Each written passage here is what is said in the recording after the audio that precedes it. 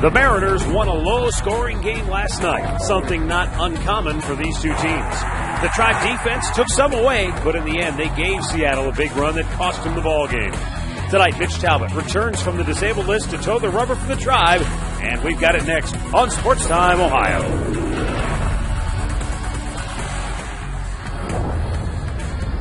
A cloudy, gray afternoon gave way to some showers a couple hours ago, but we're ready to play baseball tonight here at Progressive Field. Tribe and the Mariners, Game 2 of this 3-game series. Hi again, everyone. Matt Underwood alongside Rick Manning. Seattle jumped out and took the first game of this series, but the Indians' bullpen kept them in it, and this is a bullpen unit that has really pitched well of late. In fact, in their last 2 games, they've thrown almost 80% of their pitches for strikes. And you can carry that over really for this homestand because the starters haven't been going or giving Maniac the distance. They've gone out there, they've held the games in check. They really have done a great job. When you're throwing 75 to 80% strikes, you can see what they've done in 3 games. In 10 innings, 6 strikeouts. They have not allowed a run. That's keeping you in the ball games. And when you can get that kind of production, it all stems from the back end and Chris Perez. All right, on the hill tonight for the Tribe, Mitch Talbot. He comes back from the disabled list. He was pitching very well before he went on the DL. He's got 8 wins, looking for number 9. Jason Vargas for Seattle in the same boat. Well, and you know what? This 2-week vacation may do something. Although he was injured, he had a little oblique muscle, but he's going to come back and look for his 9th win. He's going to be matched up against a tough left-hander, Jason Vargas, who pitches much better at home at Safeco Field in Seattle than he does on the road. We'll see with the Indians if they can get that win tonight. All right, last night it was a 3-2 ball game. These two offenses have struggled of late. We'll see what plays out tonight here at Progressive Field. We're back with the play-by-play coming up next.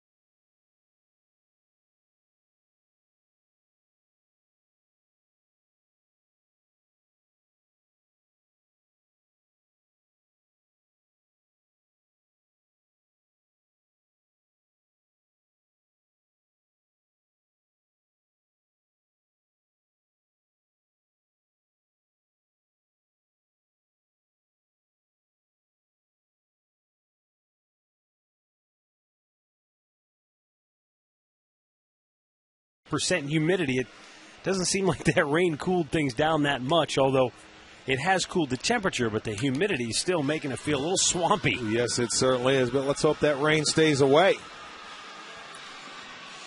Indians trying to even up this series at a game apiece. Seattle, like Baltimore, who just left here, having miserable seasons, but playing some of their best baseball of the year right now. Baltimore, of course, has been on an incredible run here of late as the Birds won again last night, so they won 8 out of 10. And, of course, Seattle, 6 out of their last 11, which isn't necessarily anything to brag about, but it's better than the way the season has gone. That's exactly right. The way they've played in the West, they probably have the best record in the month of August. Think about this, Rick. They won 6 games for the entire month of July. Right, and they've already done that in August. 6 and 5 so far here in August as Mitch Talbot and the Tribe take the field here tonight. Let's get a look at the starting lineup for the Mariners under interim manager Darren Brown. Seattle will feature Ichiro Suzuki leading it off, then Sean Figgins and Russell Brandon. Jose Lopez, Franklin Gutierrez, and Casey Kochman in the middle. Josh Bard, former Indian backstop, will be behind the dish batting 7th. Michael Saunders and Josh Wilson round it out. Tonight's starting pitcher brought to you by the Indians Team Shop, where you get 2 free mezzanine tickets when you spend $50. It'll be Mitch Talbot making his 21st start.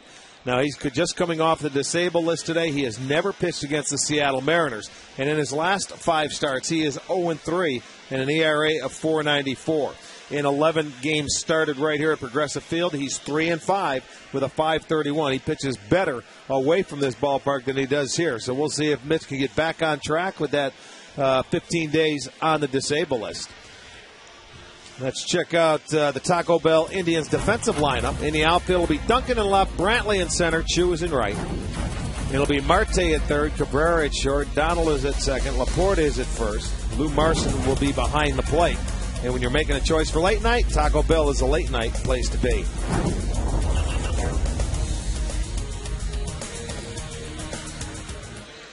The umpires tonight, Mike Riley, the veteran crew chief, will call the balls and strikes. Chad Fairchild, Todd Titchener, and Eric Cooper will be on the base paths.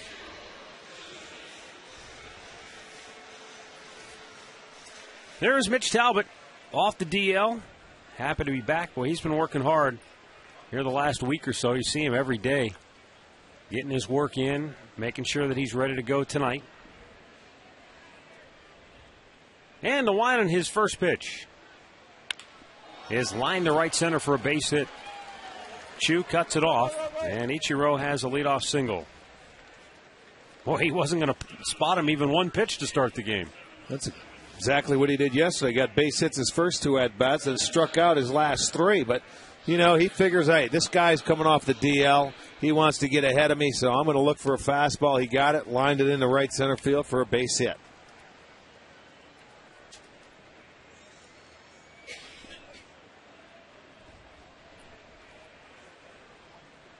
Ichiro also stole a base in the first, but Talbot a little tougher to run on than Fausto Carmona is. 2 out of 10 are base runners when they try to steal against Mitch Talbot. He definitely gives his catcher a very good opportunity to throw out a base runner.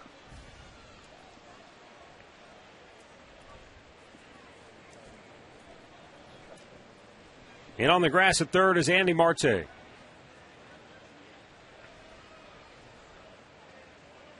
And it's outside. 2 balls, no strikes.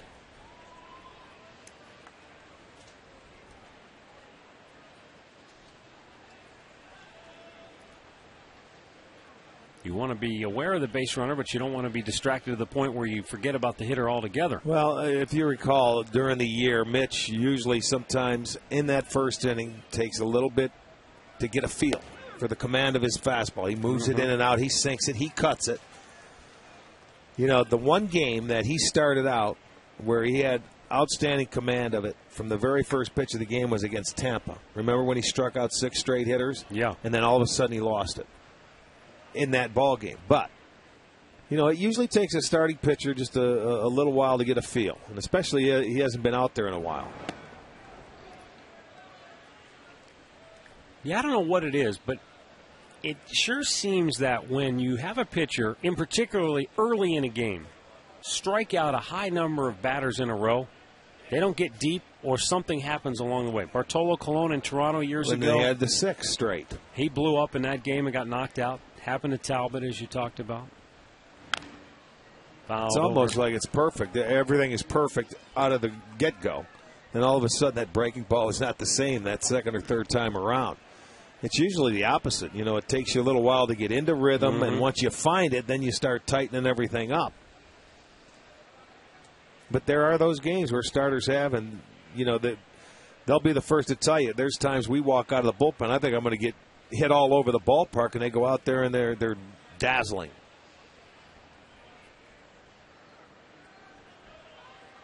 The 2-2, runner still not going. It's outside, full count. Well, he'll be off and running here.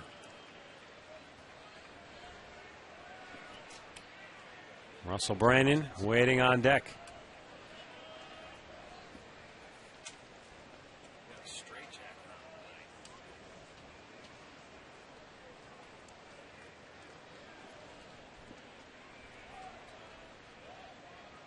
Ichiro takes off, and a ground ball in the hole, base hit. Suzuki will go to third, and the Mariners are at the corners to start the game. Well, that's what you have to do, you know, done to perfection. You just get that ball on the ground, and you can see you don't have to hit it hard. Finds that hole between first and second with Laporta holding him on. And the Mariners are off to a good start. First and third and nobody out. So now Mitch Talbot has to go into minimizing that damage mode.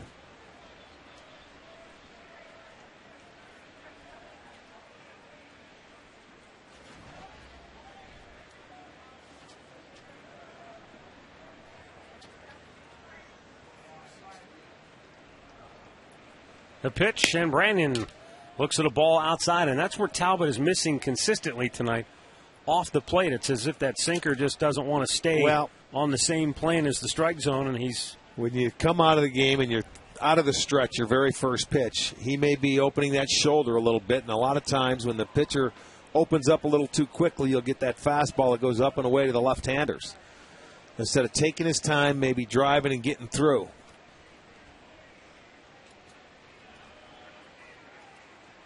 Best thing for him right now would be a ground ball double play. And that's a little bit high.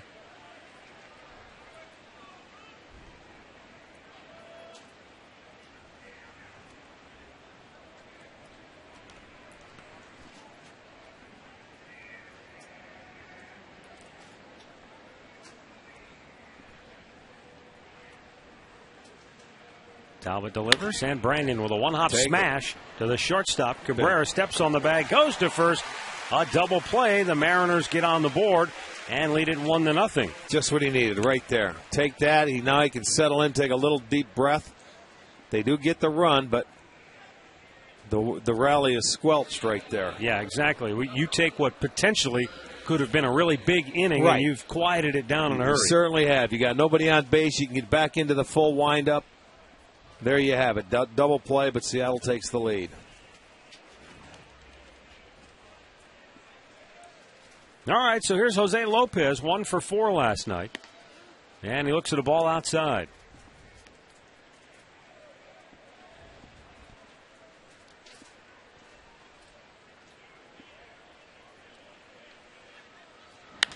High fly ball, center field routine for Michael Brantley.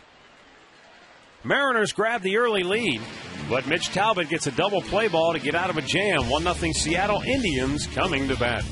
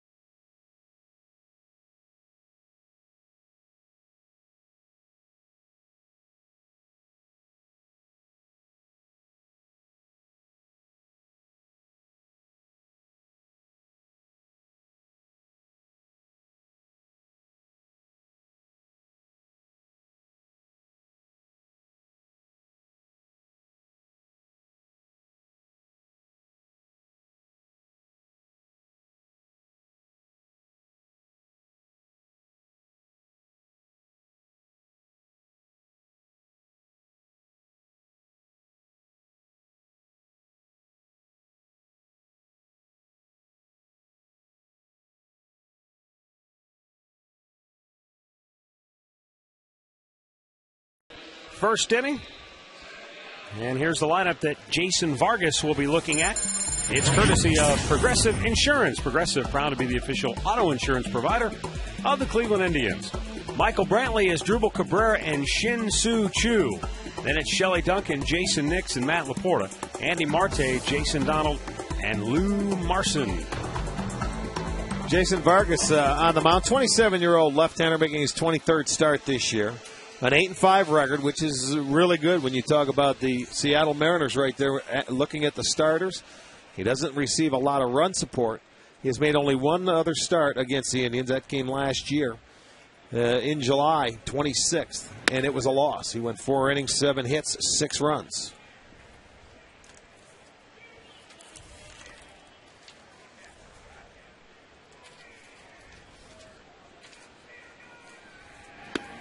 Brantley looks at a called strike. They have 2 left-handers in the lineup tonight, and left-handers are hitting 175 off him this year. So see if Brantley and Chu can do any damage. All the rest are right-handers. Weekly tap to second base. Figgins throws out Brantley, 1 down. Check out the Huntington Bank defensive lineup for the Mariners tonight. In the outfield, it's going to be Saunders, Gutierrez, and Ichiro. On the infield, it's going to be Lopez, Wilson, Figgins, and Kochman. Behind the plate, former Indian Josh Bard back in town.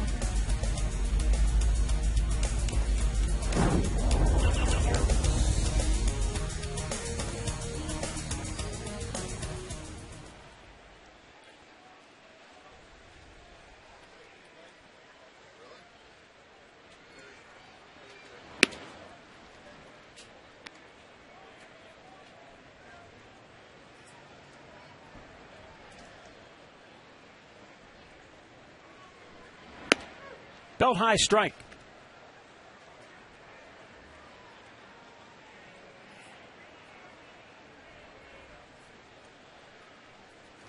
And that's in off the plate. 2-1 the count. Cabrera 2 for 4 last night. Bumps that batting average back up to 273. And there's a high fly ball hit pretty well to deep left field. Saunders is back. And it's going to be off the scoreboard. He plays it well, but by the time that ball came down, Cabrera easily into second base with a 1-out double. He gave himself a chance as long as he could, and then at the last moment realized rather than get pinned up and maybe turn this into a triple. It's exactly how you play it. You go back to the wall, and when you realize that, hey, that ball, I'm not going to have a chance to catch it. For not being his home ballpark, he really did a nice job. It's going to be a double anyway. So you get back, get back, let the ball come off the wall to you. Here's our great clip of the game, brought to you by Great Clips. Shin-Soo Choo, a couple of knocks last night. Relax. You're at Great Clips.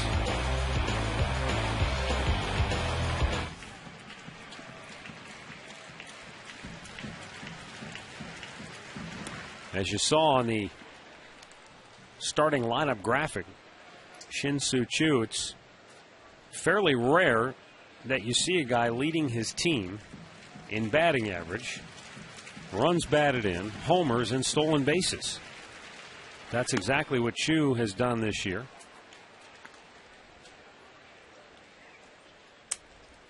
Well, he's the one mainstay in that middle part of the lineup, the one guy you can count on.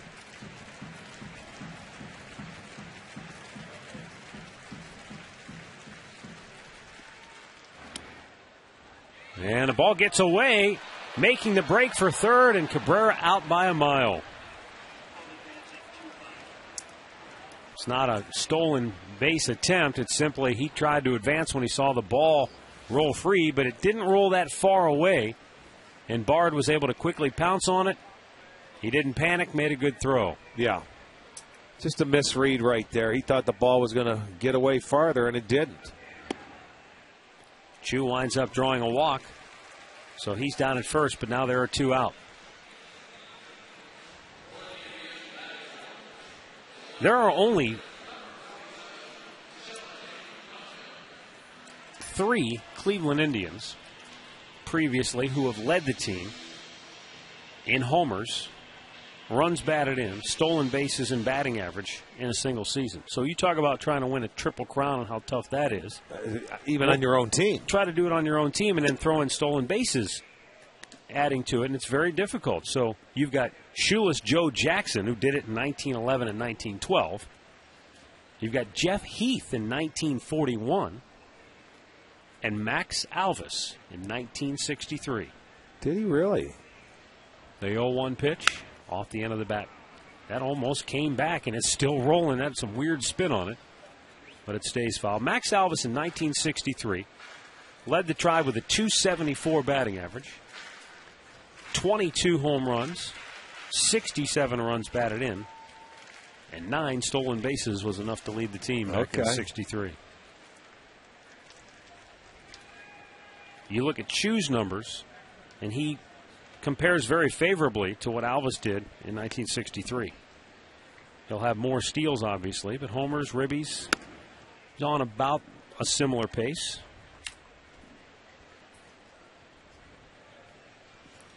Chu's batting average, though, coming in at .290. Well above where Max was in '63.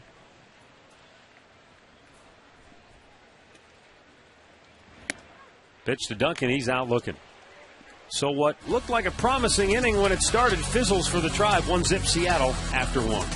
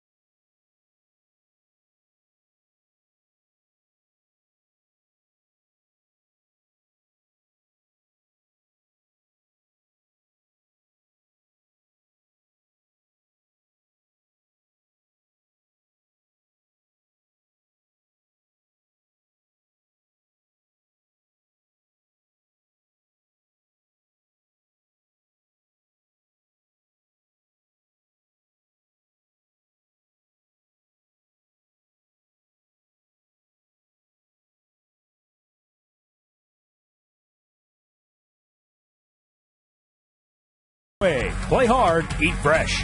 By Continental Airlines. Work hard, fly right. And by your Northern Ohio Toyota dealers.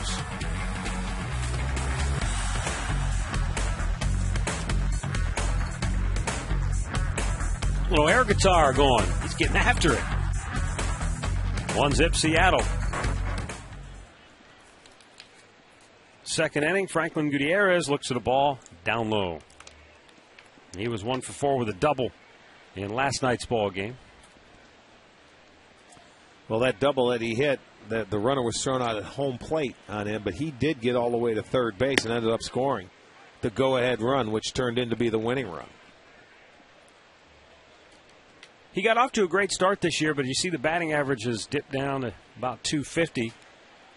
You know, when a team struggles, like the Mariners have struggled to score, I think everybody suffers.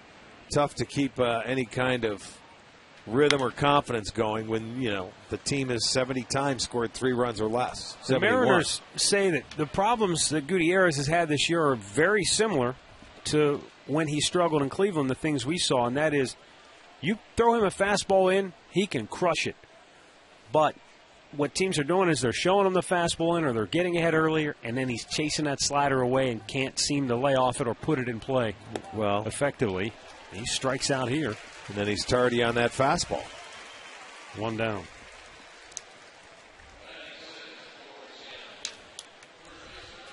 Tonight's achievement of the game is brought to you by PNC Bank, for the achiever in us all.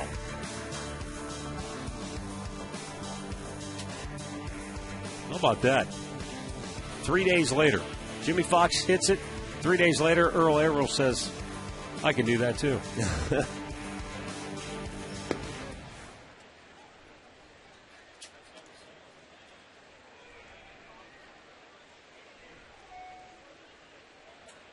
What's even more interesting with regards to those notes, Redbird points out to me that it was 7 years ago today that Travis Hafner hit for the cycle at the Metrodome in Minnesota.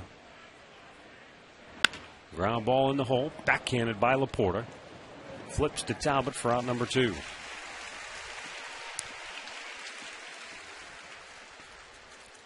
Tomorrow night here on STO, join Bruce Drennan for a prime time edition of All Bets Are Off at 7 o'clock, and then at 9. Golf pro Jimmy Hanlon gets you up to date on the PGA Tour while taking your calls and emails. All Bets Are Off and the Golf Zone tomorrow night starting at 7 here on STO. I'm sure Jimmy will be breaking down the PGA Championship up in Wisconsin. Boy, does that golf course look tough or what on television? There's a line drive to left field, and that's a base hit for Josh Bard. I'd be lucky to break 150 on that course, it looks like. You know what's crazy about watching that is when those guys get in the rough, you know, on television, especially in HD now, you see everything. You can't even see the ball when it gets in the rough. It is amazing. They said, 1,200 sand traps on that course. That's just not right. Why don't you just go to the beach? That's sadistic right there. That really is. That's a mad golf designer. Pete Dye. He was angry when he designed that course. Yes, he was. Either that or drunk.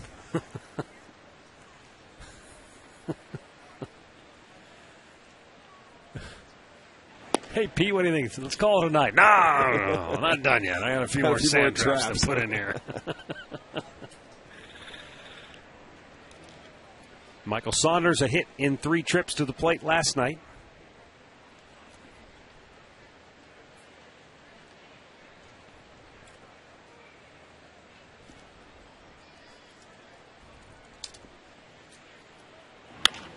Ground ball, wide of first. Another backhanded stop by Laporta. Another good flip to Talbot.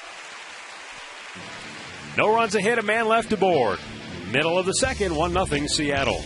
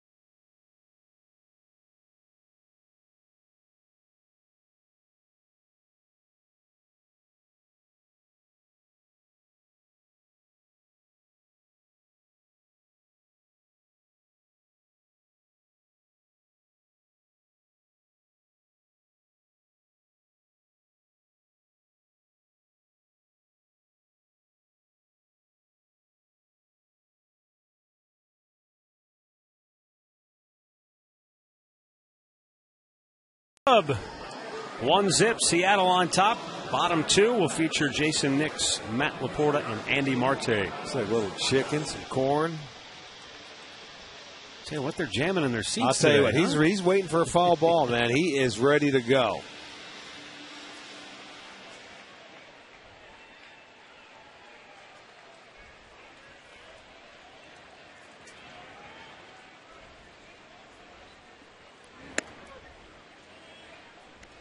Jason Nix will DH tonight for the Indians. And he's in that 5 hole as Manny Acta continues to search for some combination that can get this offense rolling. Popped him up on the infield. Casey Kochman. One away.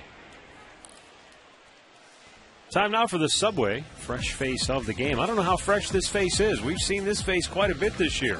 Jason Kipnis. Boy, oh boy, yes we have. Continuing his tear. 389 since the All-Star break. Our Subway fresh face of the game. Subway, play hard, eat fresh. I'm sure the fans that have flocked to Canal Park to watch the Akron Arrows this year have enjoyed watching him.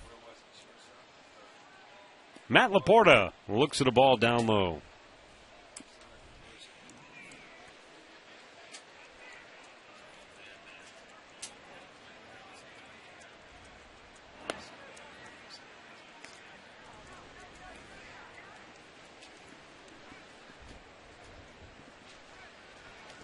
Laporta sat out last night's game, trying to clear his head, get that offensive game going once again. Baltimore just really pulled the plug on him. He went 0 for 12 in the series. And he was, every time I remember Matt facing Baltimore, he did damage against him. Well, and he had been swinging the bat well going into the series, too. I mean, he was on a pretty good little run there. But thus is the learning curve for young players.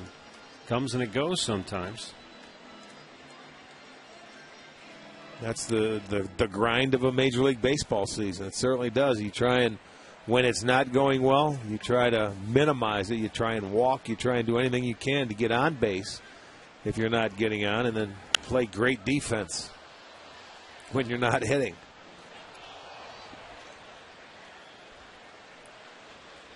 Well, and to his credit, as far as that's concerned, I think there were a lot of people when the season began weren't sure where he fit defensively. You know, most people thought he was going to be in left field. He's worked hard, though, at first base, and he's done a decent job, I think. Vargas can't get it. The bare hand grab and throw, nicely done by Lopez. 2 down. Well, Vargas not realizing who is running. He thought he had to get to that ball. But no, let your fielder get it. He had plenty of time. Barehanded, makes the throw. 2 down for Andy Marte.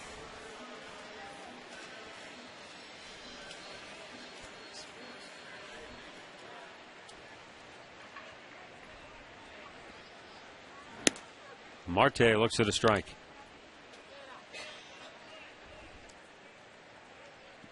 And he 1 for 4 last night.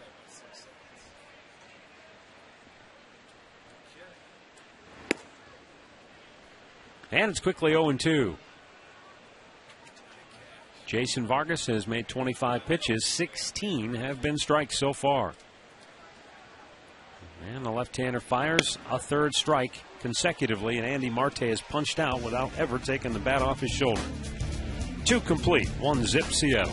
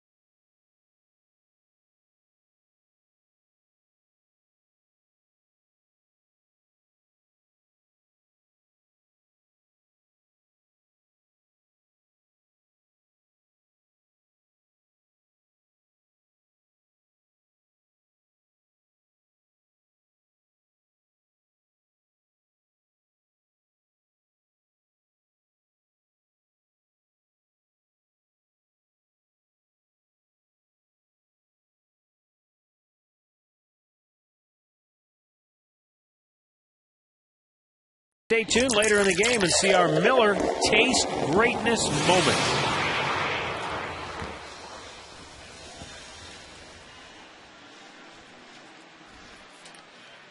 You got the foam fingers, Arch. Nothing like a trip to the ballpark and hitting the old souvenir stand when you're a kid. Yeah, but what's that hat he's got? He's got the Durham Bulls hat. Oh, okay. Did you see the play? I think I showed it to you. In the minor leagues, yes, a kid from Durham. Yes. He made a Mark Burley-like play down the first baseline. He backhanded it with his bare hand. He grabbed the ball and flipped it around his back to first for the out. I did see that. You showed it to me, and it was a dandy. Shin-Soo Choo grabs that ball off the bat of Josh Wilson for out number 1 here in the third. Time now for the AT&T Trivia Question. AT&T Rethink Possible. Besides Ichiro Suzuki, 2 players in Mariners history have had a 200-plus hit season. Can you name them? How about Edgar Martinez? And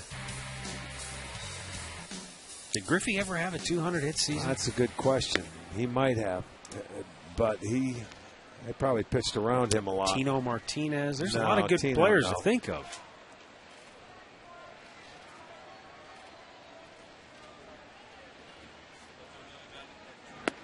There's a strike over the outside corner.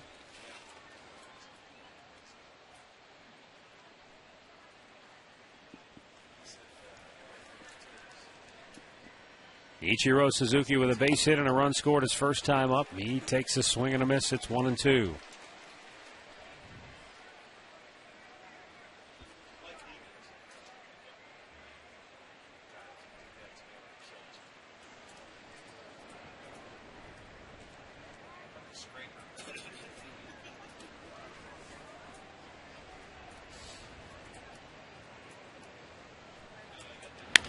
Breaking ball hit on the ground to second. That ball was almost in the dirt, it looked like, when he hit it. And that's out number 2.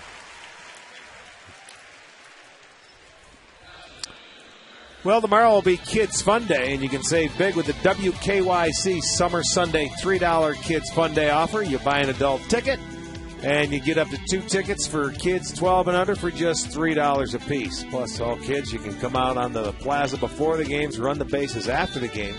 And when you walk in the gates, you get a mustard hot dog plush doll.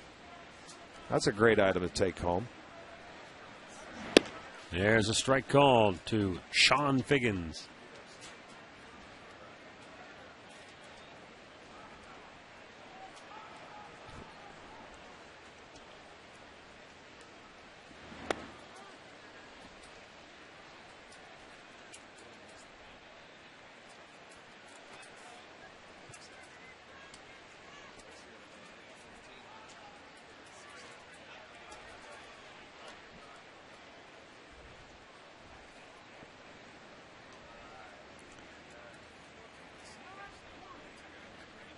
Time called. Figgins with a base hit his first time up when he singled through the hole on the right side of the infield, but he was erased on a double play ball that helped Talbot get out of what looked to be a real mess in the first. Nice grab right there. Barehanded and didn't spill a drop. Big fella bringing his A game tonight. That's not a rookie drinker right there. He did a great job. Kept that beer in the right hand, caught with the left. How do you do that? Well, a lot of practice then. Was that a ricochet grab? There's a soft liner to center. Brantley's going to have to play it on a hop. You know, on the replay, the degree of difficulty on that guy's catch looked to go up a little bit there. He made it look very easy. Looked like somebody else was reaching up there and may have deflected it. Impressive nonetheless. Well, this is a situation, if Figgins feels comfortable, I think he may run with 2 outs. You have Branyan hitting, and you've got the shift on the infield. But, as we mentioned before, Talbot not an easy guy to take off on. He does a nice job holding runners.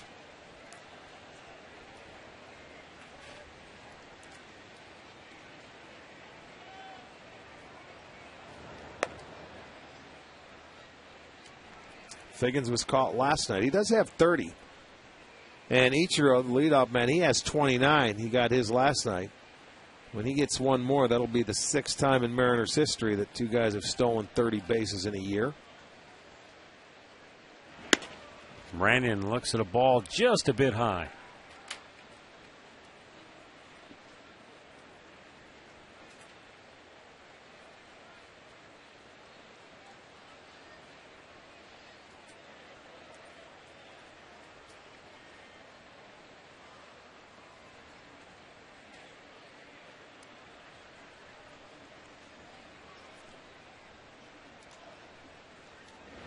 Way out in front. 1 ball, 1 strike. Of course, Brandon and Mitch Talbot, teammates for a big part of this season. There's a good changeup here that is so effective to the left-handed hitters.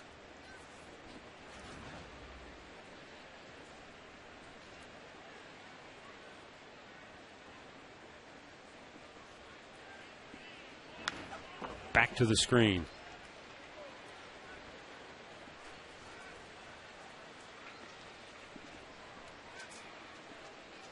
1-2 the count.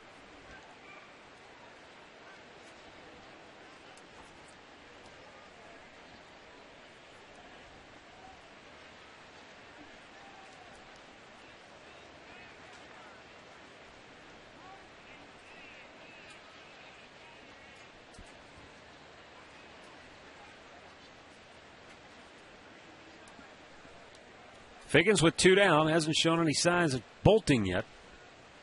But he sure looked like he was thinking about it that time. 1-2. You can see his look back to the first base coach like, oh, man, I should have gone. Well, Mitch stepped off, so, I mean, he will hold it on you. And you see, base runners, they don't like it to be held. They want to get going. The longer you hold it, the more nervous they get. They get jumpy. And in this count, you think you might see a changeup. Yeah, good fastball in.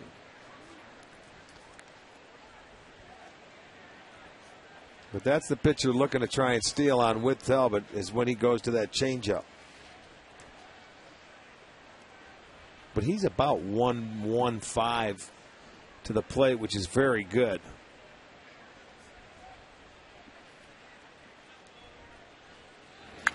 Brandon fouls it out of play.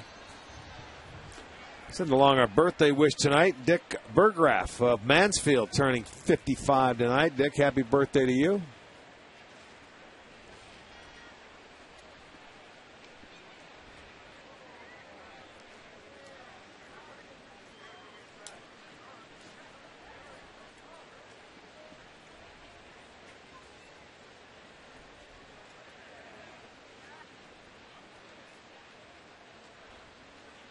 Talbot ready with the 2-2. And Brandon gets knocked back off the plate a little bit. Full count.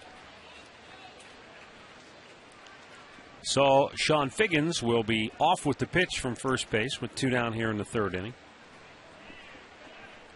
Jose Lopez would be next. Pitch number 38 for Mitch Talbot coming up right here.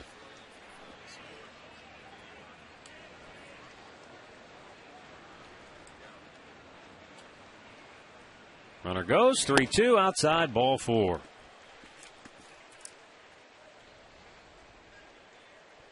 So 2 on, 2 out, and Jose Lopez will be the batter. He flied to center his first time up.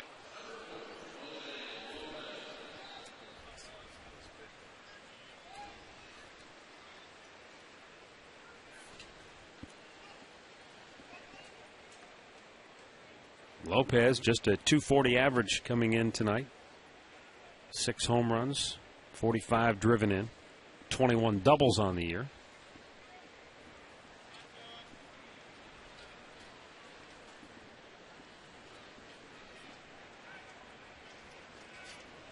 One of 2 Mariners thrown out trying to score at the plate last night.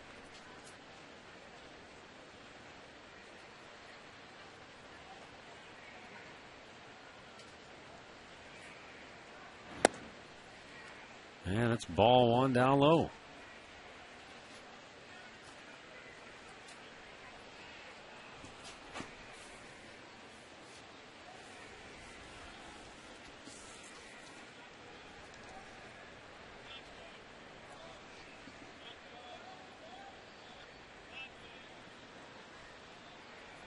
A 1-0 pitch. In there to even the count. Talbot now at 40 tosses on the night. 24 have been for strikes. First start since coming off the disabled list, activated today. Gave up a run in the first. Mariners had 2 hits. They had a 2-out single in the second, a 2-out single here in the third, followed by a walk. And now a 1-1 pitch to Lopez. And a slicing ball down the right field line. Chu can't get to it, and it's foul.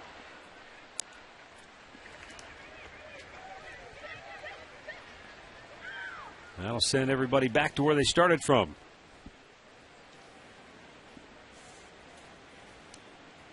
Well, again, Mitch is up in the count here. He had Brandon down that count 1-2 and ended up walking him. Still searching for the feel and the command. Mm-hmm.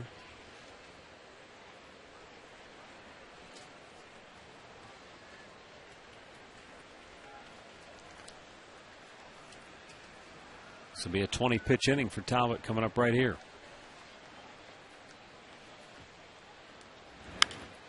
Popped him up. Might be playable here. Should be. Laporta. He's got it, and the inning is over. Mariners strand a pair. And we go to the bottom of the third. Still 1-0 Seattle.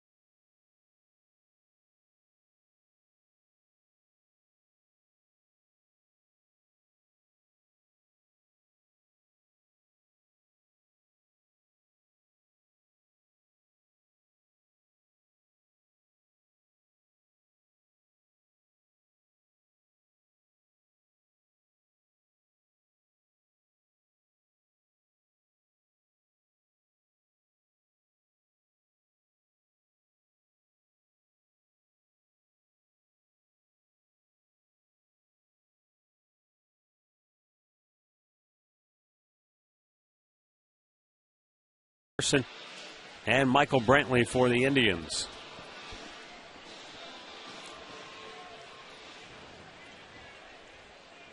Jason Donald 1 for 3 with a double last night. And Vargas delivers a first pitch strike.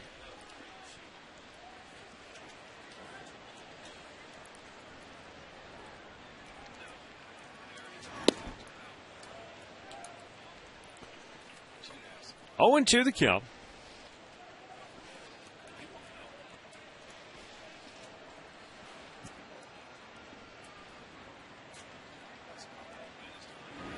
And a swing and a miss. Boy, he's had some quick strikeouts tonight. He's had some changeups going out there, and the guy's sitting out in front. His third punch out.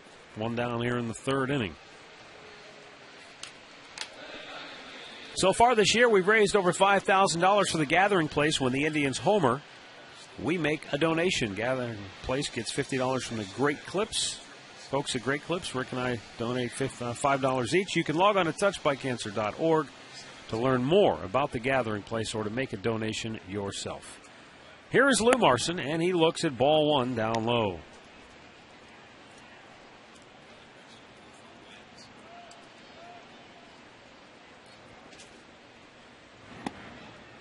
Jason Vargas was originally a second-round pick of the Florida Marlins out of Long Beach State back in 2004.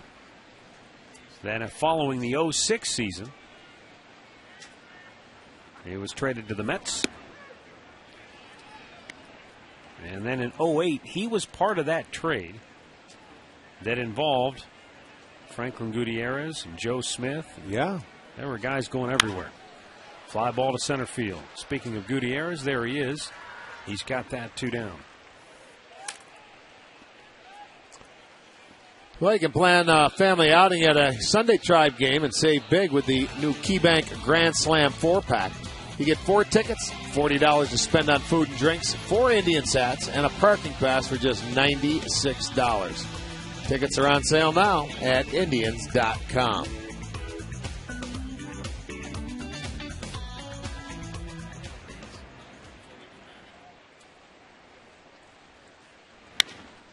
There's a drive to right field. Ichiro is back, and he will make the catch. Indians go quickly and quietly here in the 3rd, and Jason Vargas has retired 7 in a row.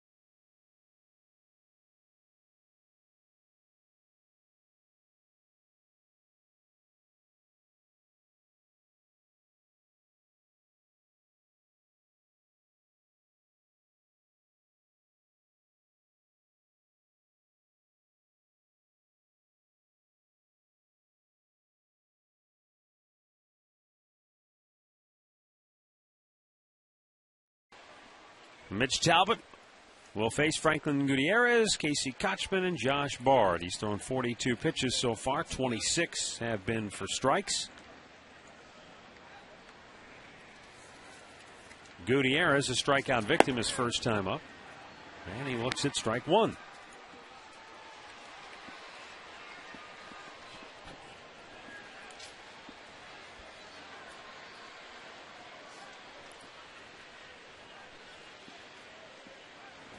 And a good breaking ball.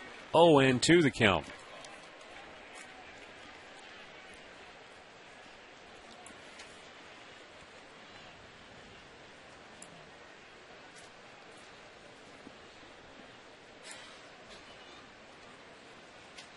Talbot taking his time, and now time is called.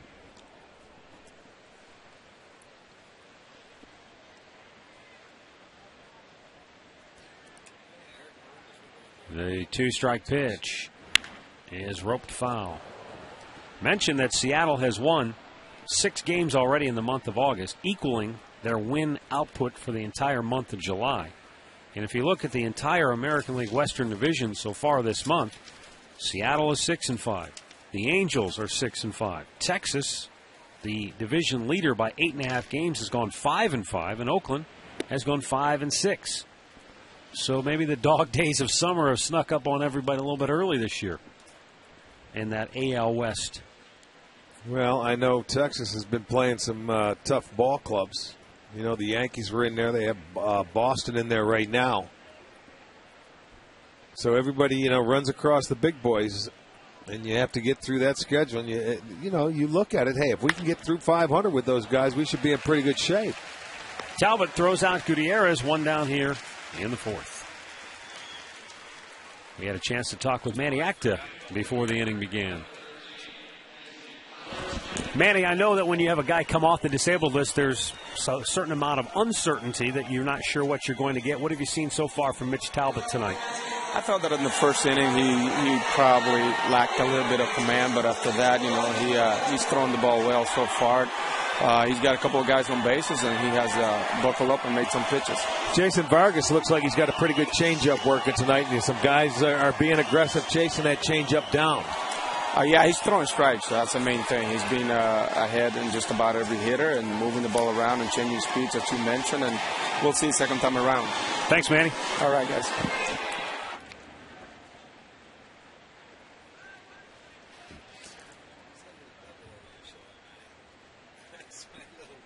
Casey Kochman, 0 for 1, grounded to first. His first time up.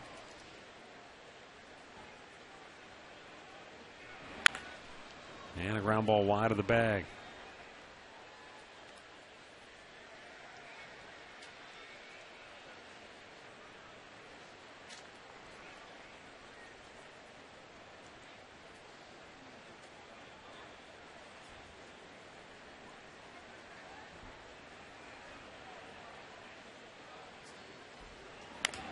Again, it's wide of first.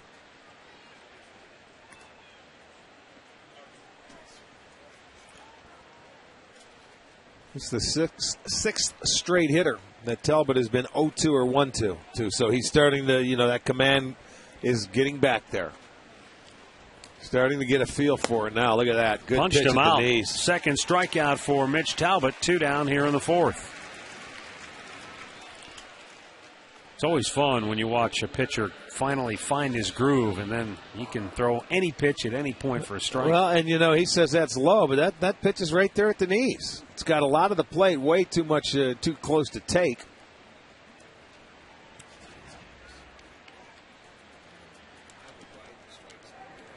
Now Josh Bard, who had a base hit his first time up. Out of Cherry Creek, Colorado.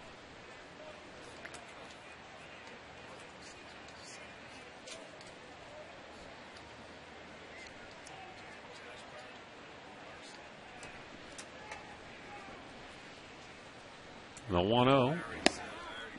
Nope, inside too far.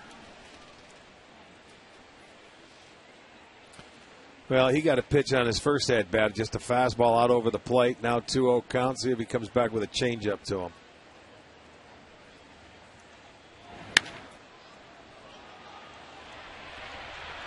Oh, just beyond the reach of Duncan. And down to second base goes Josh Bard. He is 2 for 2 tonight. He's got a single and now a double.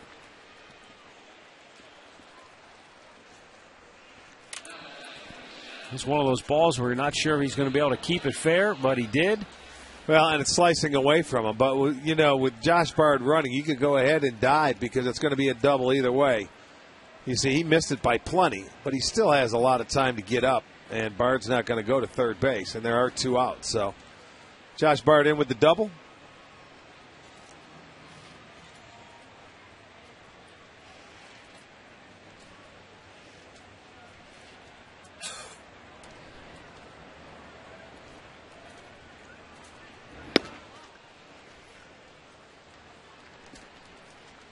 One ball, no strikes here to Michael Saunders. A big dude by baseball standards at 6'4". Looks a little bit like Richie Sexson when he's out there in the outfield. Yeah, he does. He's a tall, slender guy. Remember when Sexson first broke in with the Tribe? Boy, do I ever. Stickman, I used to call him. He was about 6'7" or 6'8". Yeah, he was bigger than Saunders even. Wound up his career with the Seattle Mariners. He always had the shoulder issues. He did. He had some good power, though, when he played in Arizona and Seattle. Milwaukee. Yeah.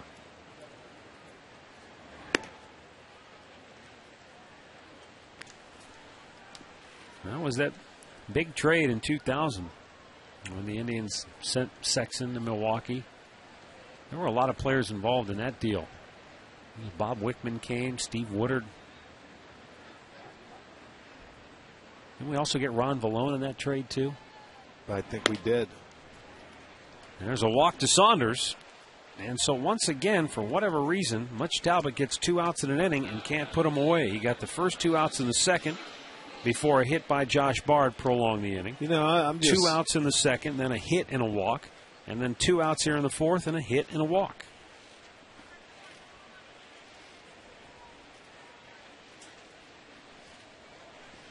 And out to the mound goes Lou Marson, and in comes Jason Donald.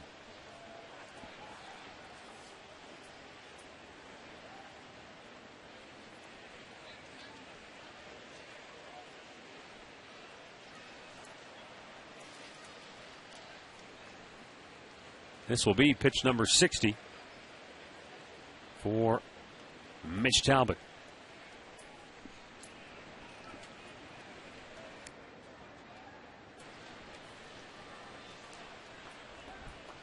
The set and the pitch. And a first pitch strike. Indeed.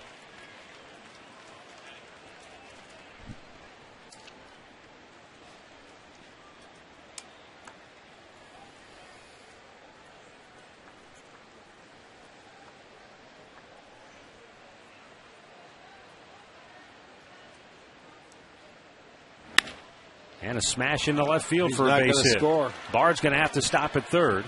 Yeah, you can't score him. And the bases are now loaded. Well, they get their 2-out base hit, but with Bard on second base, they're just going to have to go station to station. Especially after 2 guys were thrown out last night. But here, you're forced to. 2 outs, even though Duncan's in left field. You got to stop him. You have Ichiro up. He's usually very good with runners in scoring position.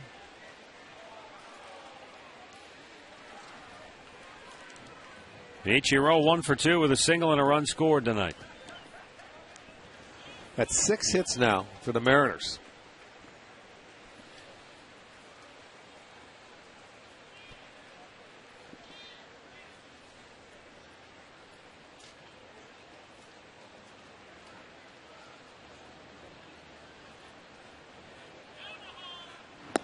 And Talbot catching the outside corner for strike 1.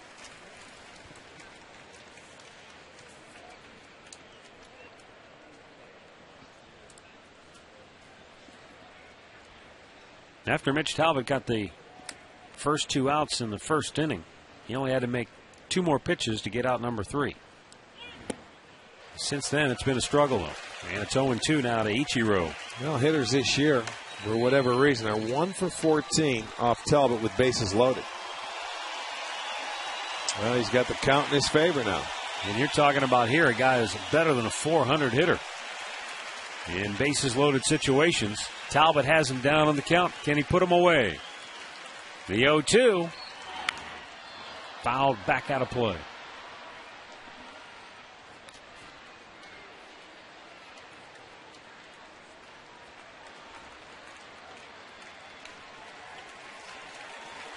Ichiro, 3 hits and 7 at-bats in the series. Last night, of course, he struck out 3 straight times after he started the game with 2 base hits.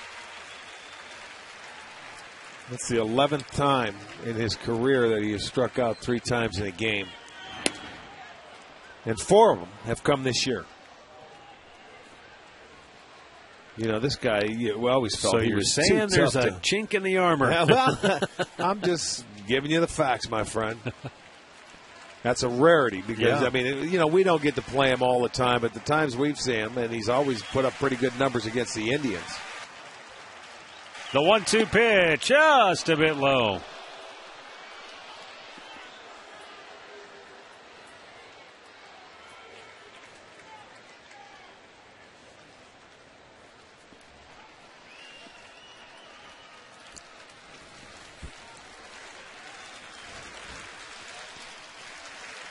Here's the set by Talbot. Bases loaded, 2 down, the 2-2 pitch.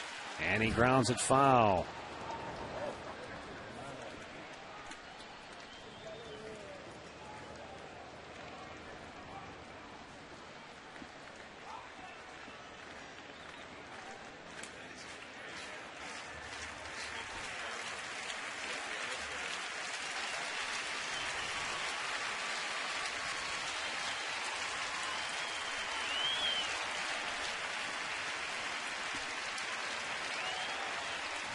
And he steps away. Mitch Talbot, one of those key spots early in the game because of how both of these teams have struggled offensively. You can't afford to let either team have a big inning. Well, and he had 2 out, nobody on as well. But they're loaded now, and the 2-2 is fouled back. You knew this wasn't going to be easy even when he had him down 0-2.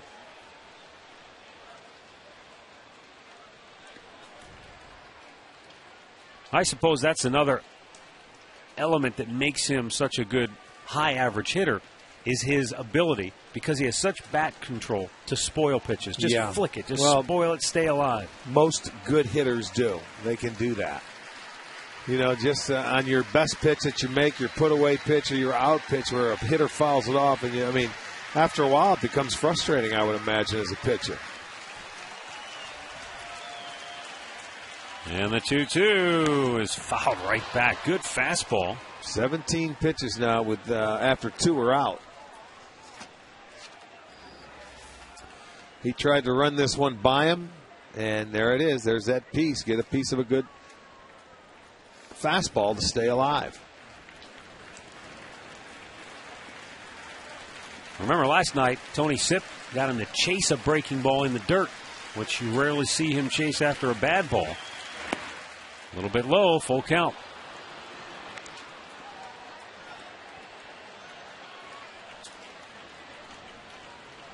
So now everybody moves on the 3-2 pitch. Sean Figgins, 2 for 2 on the night, waits on deck.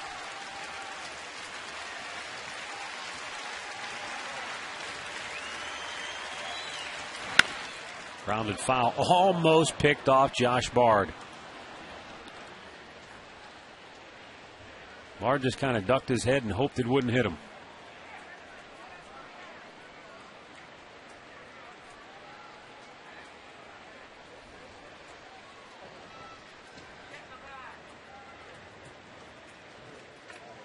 And this will already be the 30th pitch of the inning. Bases loaded, 2 down. Runners go, payoff pitch, ball 4, 2-0 Seattle. Second walk in the inning, all of this after 2 men were out. And Ichiro picks up his 30th run batted in on the year, and Tim Belcher out to talk with Talbot. Well, Ichiro battled, man. He fouled off some good pitches, and he just won out. Talbot wanted to make sure if he went in there, he went way inside. And he had him down 0-2. So, I mean, they have battled back today. When they've had 2 outs, they have 4 hits now with 2 outs in this ball game. And they've been able to extend innings and keep it going. And he's really working. And the sad thing about this is, Matt, is that when we're in the 4th inning, he's on a 30-pitch inning and not quite out of it, and he's up over 70 pitches. So that's not boding well for that bullpen. They're going to be in here probably, if he can get through 2 more would be great. But he's got to get out of this one first. Well, Sean Figgins is 2 for 2. He singled into right field his first time up.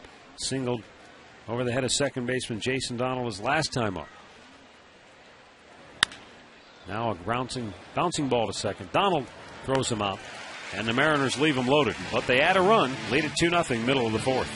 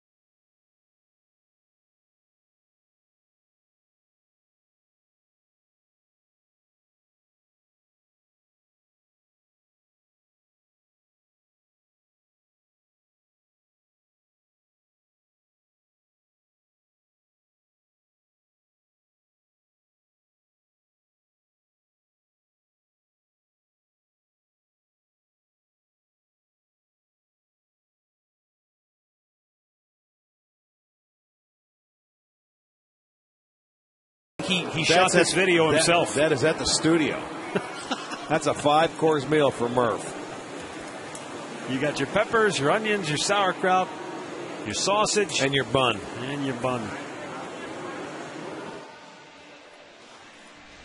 Foam Fingers seems to be a big seller tonight at the souvenir stand. A lot of those throughout the ball First yard. time for the kids. There's Drupal Cabrera leading off for the Tribe. Doubled his first time up. It's the only hit for the Tribe.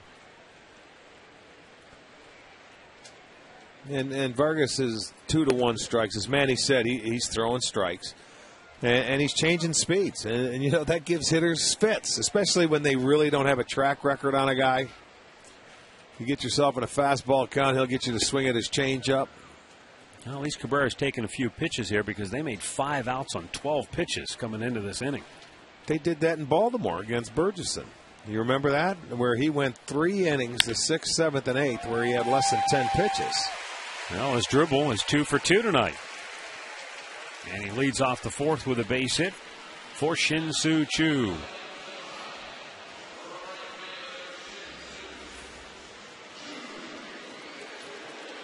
Well, he was patient enough to get a ball that he liked. He had a good piece of the plate. And he is the only guy that has been able to do anything to Vargas.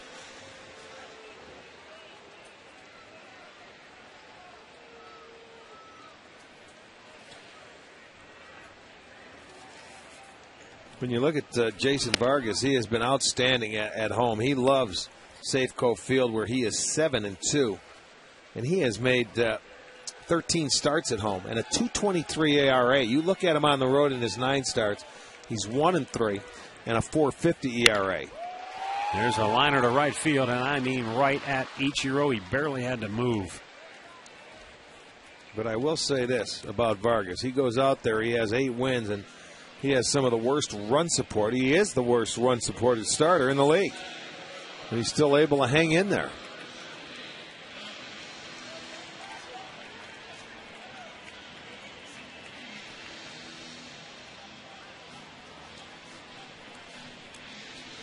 Now Shelley Duncan out on strikes his first time up.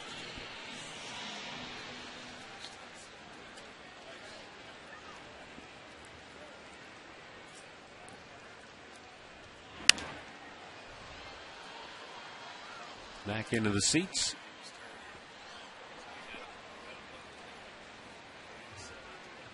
All right, now we know this is a young team. This is a team missing a lot of its vital parts offensively, but when you don't score, it doesn't matter who's in the lineup. Guys start to probably get a little frustrated.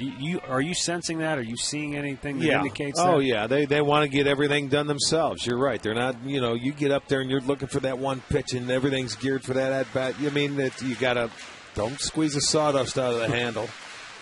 Relax and just get yourself a good pitch to hit.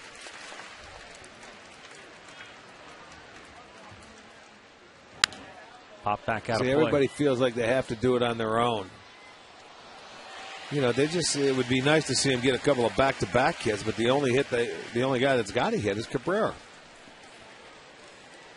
But it's the first time through. They're starting their second time through, so they have an idea now. Well, that's what Manny told us when we talked to him earlier. He said, let's see what we can do after we've seen him one time through exactly. the lineup. Duncan had a good swing on that pitch. Almost took out his third base coach, Steve Smith.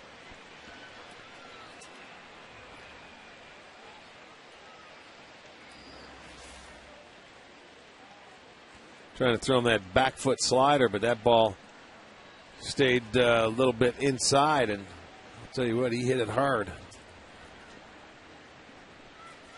Now Vargas with the 2-strike pitch, runner goes, and it's high and wide. Bard's throw to second, not even close.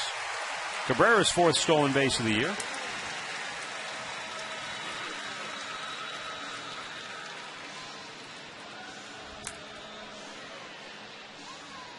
The stolen base brought to you by Saucony, dedicated to inspiring every runner every day. At Saucony, we run.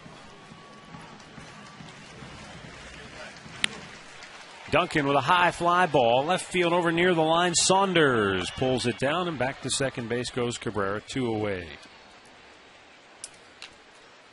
Back to the studios for an in-game update. Al Pawlowski has the latest from KC between the Royals and the Yankees. Well, Matt, Rick, Kansas City jumps on top of the Yankees here in the first inning. Former Yankee Wilson Betemit with the RBI single. That's been the only run thus far. It's 1-0 Royals, top of the fourth inning at Kauffman Stadium. Back to you, Matt. Okay, thanks, Al. Indians have a runner at second with 2 down now for Jason Nix, who popped up on the infield his first time up.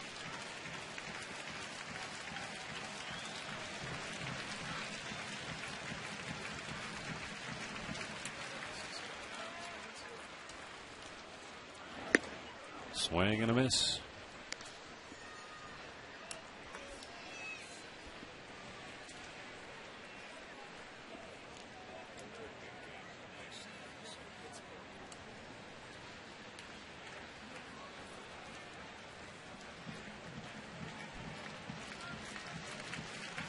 Here's the 0-1. And he's right back in there again, and that's what he has continued to do here tonight. He's thrown 2-to-1 strike to ball ratio.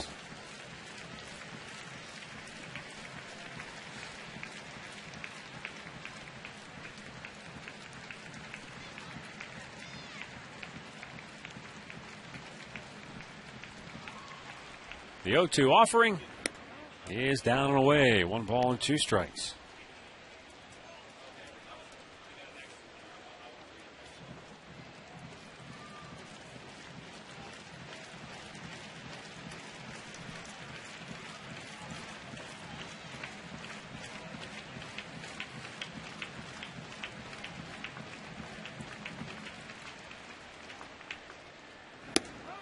Oh, didn't miss by much. It was close. Well, Jason Nix stays alive. Little cutter. Wants to run it inside. Boy, that's a pretty good looking pitch right there. That's the pitch that is the equalizer when those guys are looking for the changeup away. Doubled up on it. There's a liner toward left field on the run. Saunders won't get it. It'll go to the fence. Cabrera scores the tying run. Nix into second base with a 2-out RBI double. Excuse me, it makes it a 2-1 ball game. Indians cut the Mariner lead in half. And Jason Nix getting on that 2-out RBI train for the Tribe this year that has been so successful. Yeah, and the thing of it is he tried to double up on his pitch right here, and Jason was ready. That one stayed out over the plate. When you miss with that cutter, you better miss inside. If you don't, you're going to get a guy that can do damage just like that. That's our McDonald's. I'm loving it. The Indians are on the board. It's a 2-1 ball game, and for Jason Nix, his 20th RBI. We'll now see if Laporta can follow his lead and tie this baby up. Laporta grounded out to third base his first time.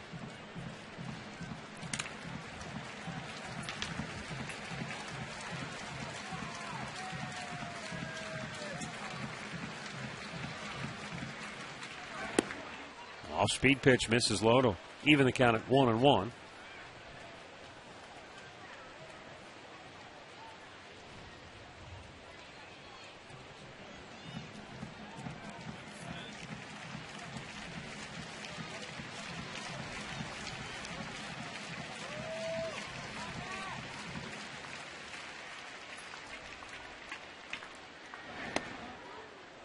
Missed inside with it, 2-1.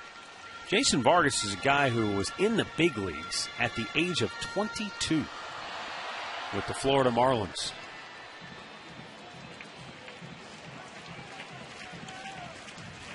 At the time, Marlins pitching coach Mark Wiley, who had been a pitching coach here with the Indians back in the 90s, said that the one thing that he noticed about Vargas was it's his attitude. He's very calm, very much under control.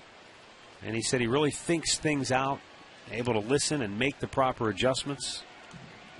But like so many other guys, his career was sidetracked because of injury. Yeah, and what, do you have the hip surgery in 08? He had a torn labrum in his left hip.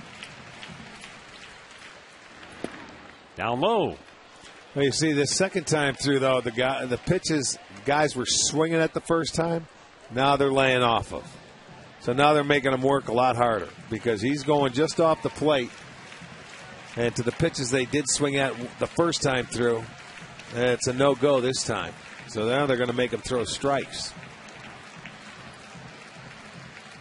2 down, tying run at second. 3-2 pitch. And Laporta able to lay off. It's ball 4. And the Indians have 2 on with 2 out. And Andy Marte will be the batter. And Carl Willis will pay a visit to the mound. As you mentioned, it looks like the Indians, second time through, are being a little more patient. Yes, they are. Here you'll see it, that changeup down and away, that aggressiveness. A lot of times, that first time through, when you've never faced a guy, he may have that advantage when you're pulling the string. And that's exactly what Carl's going to talk to him about. Look, you were throwing strikes. You've been very good. Just continue to do that.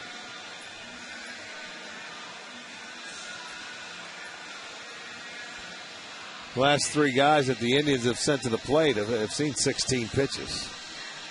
Well, I'm sure whatever Carl Willis said to Vargas, it had to be something along the lines of, once you get ahead in the count, don't lose your aggressiveness. Andy Marte was called out on strikes on 3 pitches, never took his bat off the shoulder first time up. This time he goes after the first pitch, and he's going to single in the left center field. Nix will score the tying run. 2-2 here in the 4th as the Indians come back with a pair of 2-out RBI hits. And I was not surprised at all, Rick, to see Marte go after a pitch early in the count, because first time up, he got 3 pitches that all looked like they were right in the hitting area. And that pitch might have been off the plate a little bit on the outside part, but he wasn't going to spot him anything. Hits it off the end of the bat, gets in front of Saunders. Nowhere to go but to second base. It's a new ball game. Jason Donald struck out swinging his first time up. Takes a strike here.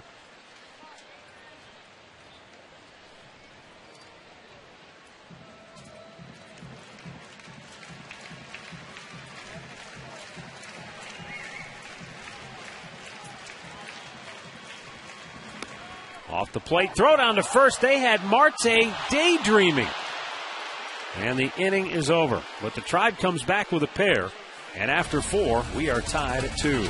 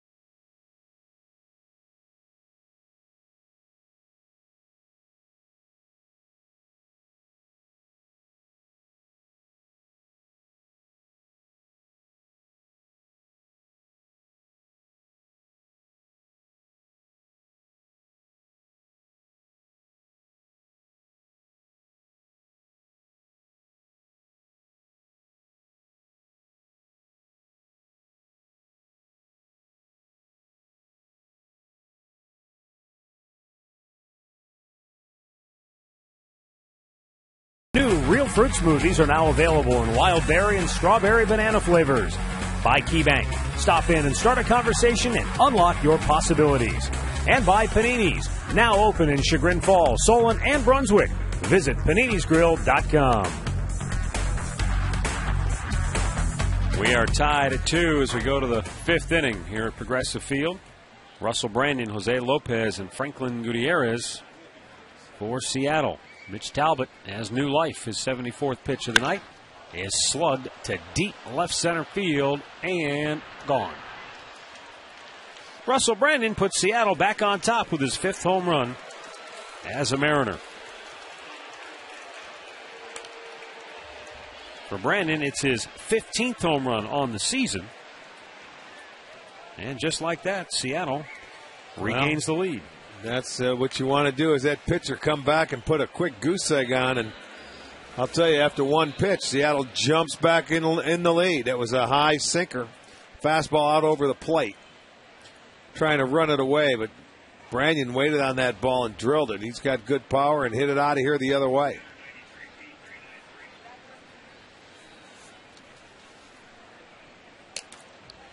Jose Lopez 0 for 2. Pops it up, foul, and out of play.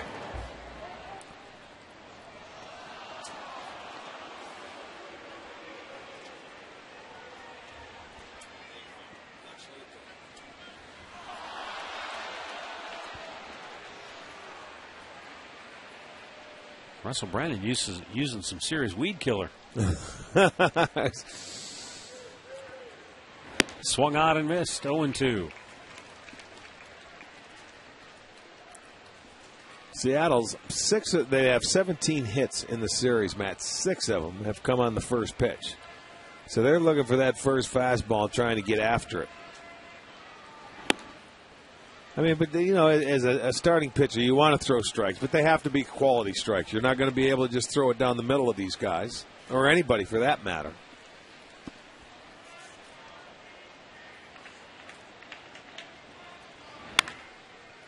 Just fouled on the third base side.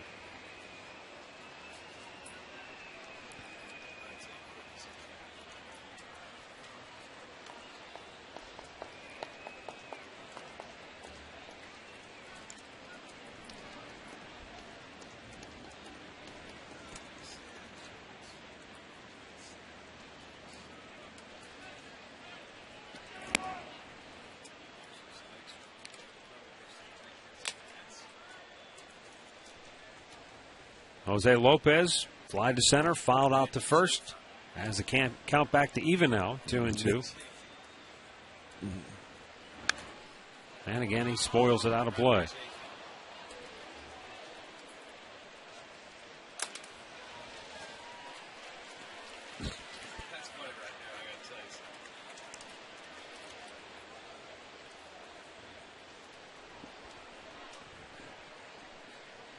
Again, the 2-2 offering, and it's slugged right back up the middle. And the Indians' bullpen is about to get busy. Yeah, I mean, regardless of, you know, the pitch count, he's coming back, and he's already given up 8 hits. And now that Tim Belcher will come out, and that'll get that pen time to get up and start getting loose. His first start since coming off the DL. Maybe not quite like he wanted it.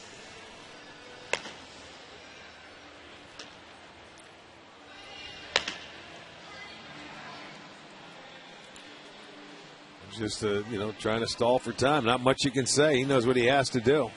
Well, coming into this inning, Talbot had made 73 pitches on the night. 41 of those pitches had come after there were 2 outs in the inning.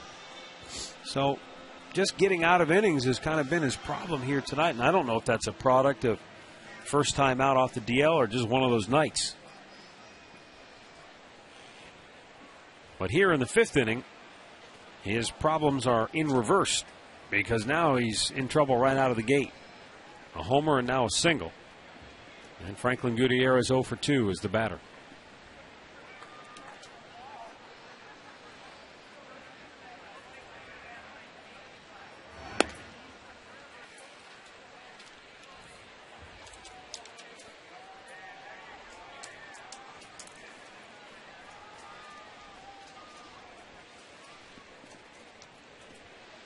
Called out on strikes in the 2nd inning. And a grounder back to the mound.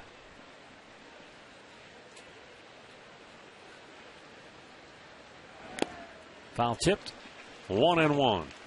You know, when Gutierrez, you were talking about him in his last at bat where, you know, he has a tendency where he'll hit the fastball and pull off on breaking balls. When Frankie, and it's like every hitter, when he starts hitting the ball the other way and he's staying on baseballs, he is very quick inside on just reacting to balls in.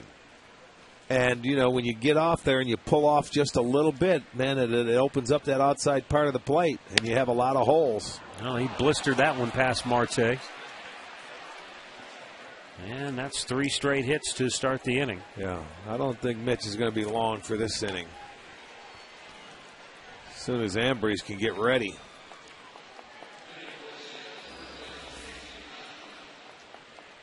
See, everything's starting to get upstairs now.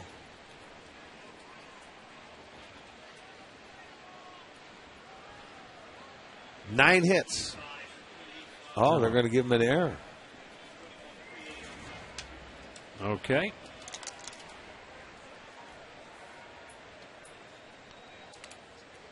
And now Casey Kochman 0 for 2 will be the header.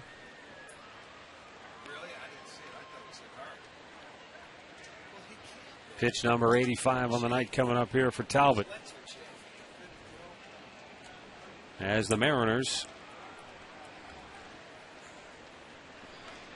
are looking for a big inning now.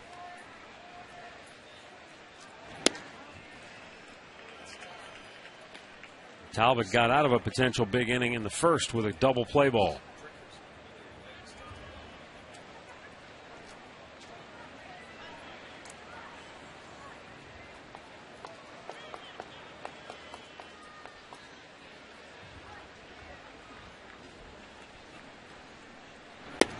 Kochman taking, boy, close pitch, didn't get the call. It's 2-0.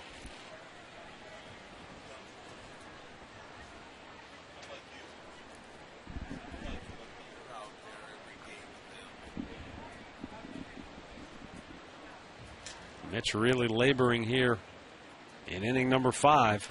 Remember, still nobody out in this inning. The Indians just came back to tie this up, and uh-oh.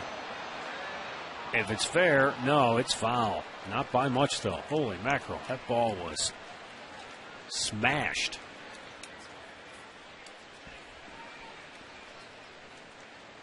Just a tad out in front of it, though, for Casey Kochman.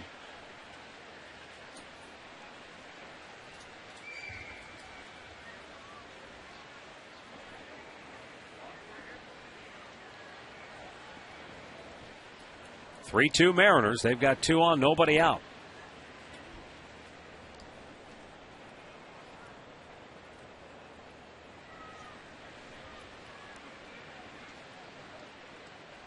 And the right-hander's 2-1.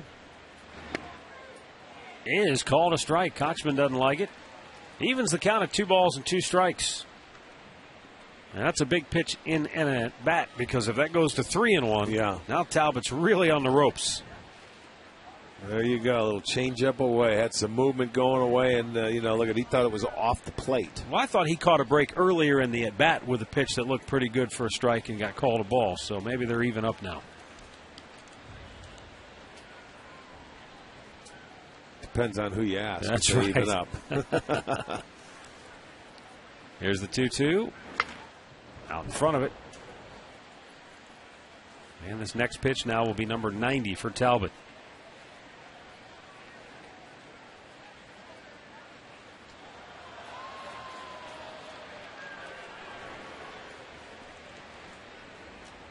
Jose Lopez, the runner at second base. Franklin Gutierrez is down at first.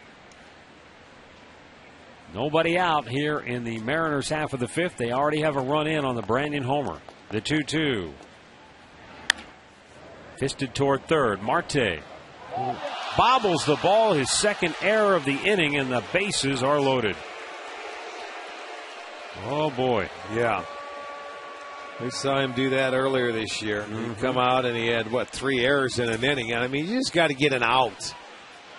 And that's all he's trying to do. But, boy, and the transfer flips it out. And, oh, boy, now they're in a heap of trouble. Bases loaded, nobody out, and Talbot's going to be done. So you're bringing in a reliever with really no wiggle room here. We've got a timeout, and we've got trouble right here in Cleveland. Bases loaded. 3-2 Seattle.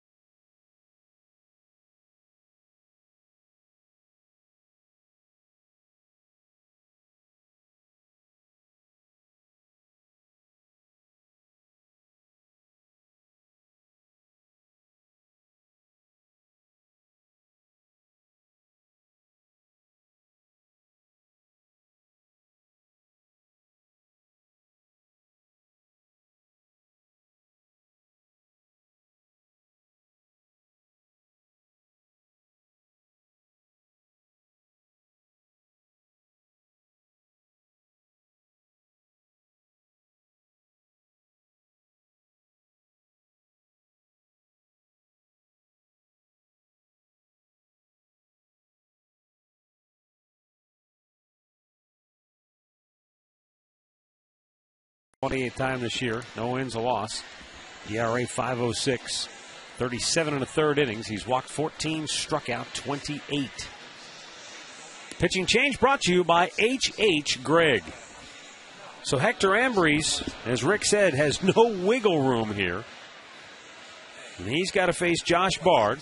Switch hitting Mariners catcher is already 2 for 2 with a single, a double, and a run scored. And the runners, third to first, you see Jose Lopez, Franklin Gutierrez, and Casey Kochman. And the last two Mariner hitters to reach have both reached on Andy Marte miscues at third. Well, they sure have been. And I'll tell you here, like we said back in the first inning, you'd be happy to trade a double play right here to give up a run, to minimize the damage, because right now they've got a chance to poke a hole in it. Ambrose misses low for ball one. You certainly never want to bring a pitcher in with bases loaded and nobody out, let alone a young kid. Although I remember when we were in Tampa right before the All-Star break, bottom of the ninth inning, Manny brought him on. The bases were loaded, nobody out. He ended up sending that game into extra innings. They did lose in extras, but he got out of it.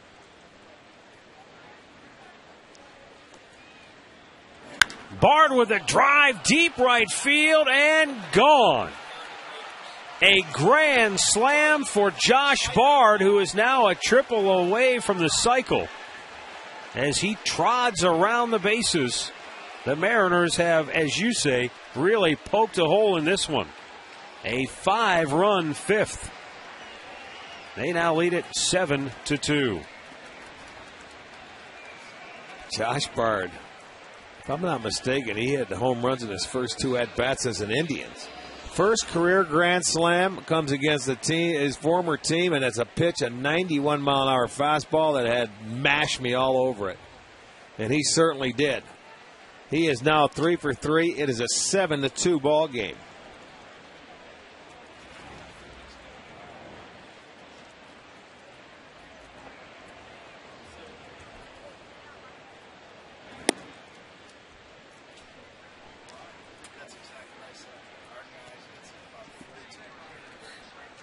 So just after the Indians had rallied with a pair of runs in the bottom of the fourth to tie it, Seattle comes right back with 5 runs. A solo homer and a salami.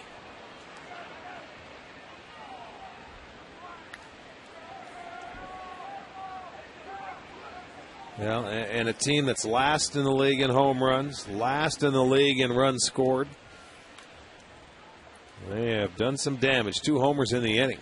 Our 5-star league leaders brought to you by the GMC Sierra. Never send a truck to do a Sierra's job. And those errors at third base. When Peralta was here playing, he had 5 errors all year over there at that position. Since he's gone, or since he was traded, the combination between Marte, Nix, Valbuena have 6. And 2 in this inning really hurt. And that took 2 weeks. Yeah, that's exactly maybe right. Close. I think 14 games. Yeah. That's exactly right. And let's face it, you're talking about a team who really can't afford to give away extra outs because offensively, they're having a tough time scoring runs. Well, that man can't be happy right there. You know, your starter comes off the DL, and, you know, he was struggling a little bit to find his command, but didn't pitch as poorly as his numbers will indicate because he ended up giving up 6 runs. And the 2-2 to Saunders. Just an emergency swing. He fights it off.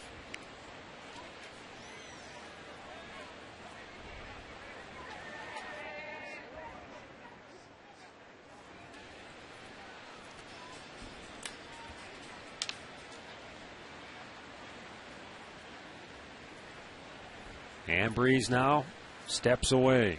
You know, as I was mentioning, you hate to bring in kids that, you know, with the bases loaded. There's no room for error right now. Now Hector Ambrose, 12 of his 18 runners, inherited runners, have scored. That's a boatload. So, I mean, yeah, he's the kind of guy, if you want to bring him in, you want to start him off with nobody on base. And I know Manny would like to do that. You can't do that because Talbot got in trouble. And the errors didn't help, but you know, he's going to be the long man. He's a guy that's going to, you know, have to eat up some innings, and that's what happens. Rough start for Mitch Talbot coming off the DL here tonight.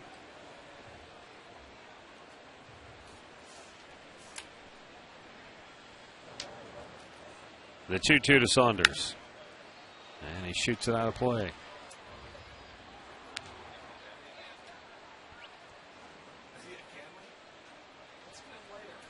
Well, as our fans who follow the game know all too well, baseball is a game where right now Mitch Talbot probably feels about as low as he can feel, but come tomorrow, it's a new day, and he knows in a few more days he'll be right back out there on the bump with another start. Brantley flying into the gap, makes the reach down backhanded grab for out number 1. Finally get that first out to the inning. 5 men went to the plate, or actually 6 before they could get their first out. You're going to see Brantley cover some ground, go to the backhanded side, and on the dead run, make the catch.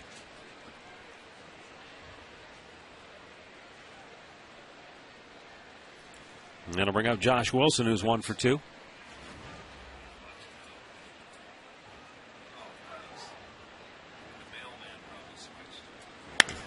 Goes after the first pitch, drives it to deep right field, but Chu is back there. 2 away. And that will bring up Ichiro Suzuki, who is 1 for 2 with a walk. And his walk came with the bases loaded, driving in Seattle's second run of the night.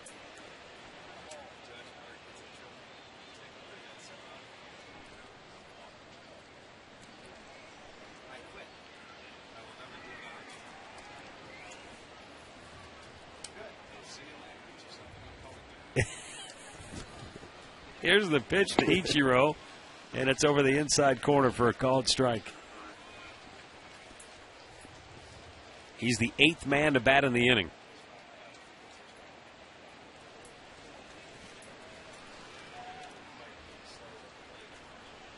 And the 0-1 pitch in the center field. Brantley coming hard, can't get to it though. And Ichiro has his second hit of the evening. And the Mariners have batted around here in the 5th inning. We'll bat it back to the studios. Al Pawlowski has the latest on the, I believe he's got the White Sox Tigers update for us. That's correct, Matt. This game a much different one than the one we have now in Cleveland. It was scoreless in the 5th, but watch this. Juan Pierre, a fielder's choice to get Ramirez home. That's been it thus far. 1-0 White Sox. They're still batting. Bottom of the 5th in Chicago. Back to you. All right, thanks, Al. 7-2 Mariners here. As Figgins, the 9th man to bat in the inning, fouls it back. He's 2 for 3 with a couple of singles.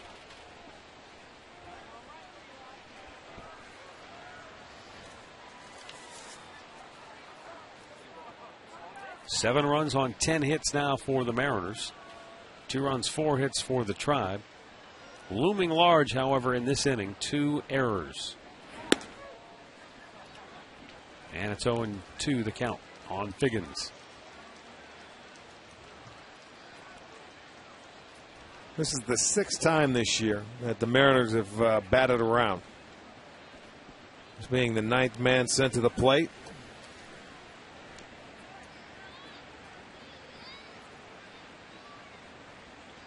Runner goes, and the pitch fouled away. Well, this is about 3 days worth of runs for the Mariners. This is what helped set the table for Seattle. And Ole play at third by Marte there, and then this one really hurt. That loaded him up. And then Josh Bard followed with a grand slam.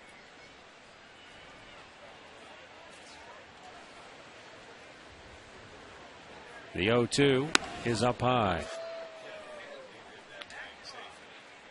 Happy birthday wishes going out tonight to Marilyn Zappone, celebrating her 80th birthday down in Florida. Also, happy birthday or happy anniversary wishes to Lori and Keith Belcher in Lima. They're celebrating their 17th wedding anniversary. Well, and I know that's no relation to Tim. Believe it or not, it is. It's a cousin. No kidding. Indians are out of the inning finally. Mariners bat around. They score 5, and they're on top 7-2.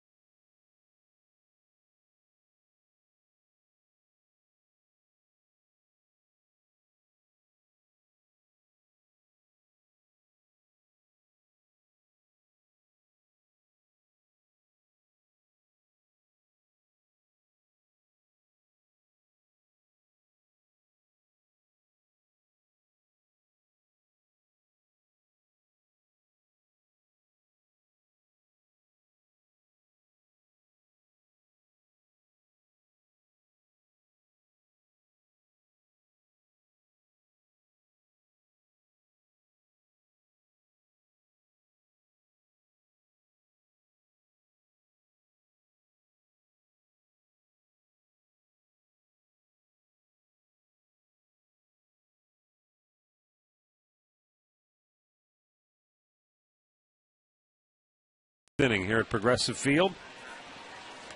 Jason Donald, Lou Marson, Michael Brantley for the Indians. Well, last time they went out to take the field, they tied it up. It was a 2-2 ball game, but a 5-run fifth. And Seattle has a 7-2 lead. So now you go back into that mode where you say, okay, stay patient, try and get yourself a good pitch to hit. The last thing you want to do is try to, don't give them a quick inning. As they say, try to hit the 5-run homer. Yeah. You hear guys say that. You got to just start getting base runners, and start making things happen. You can't get it all back at once. You try and answer that 5-run inning to get a little momentum back on your side. There you go. There's the start. Donald with the leadoff walk, and you see Josh Bard immediately bolt out to the mound. All right, this recap brought to you by your Northern Ohio Toyota dealers. Andy Marte with a base hit tied the game at 2, and then Russell Brandon right after that with a solo blast to put Seattle on top, and Josh Bard with a grand slam to cap a 5-run fifth inning. For a dealer near you, visit buyatoyota.com. Here is Lou Marson 0 for 1.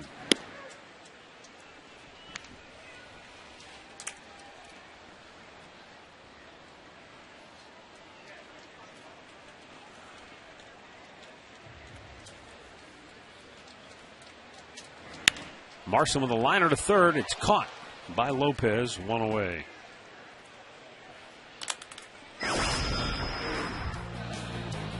Before the game today, fans in attendance stopped by to visit a couple Indians players, grab some autographs.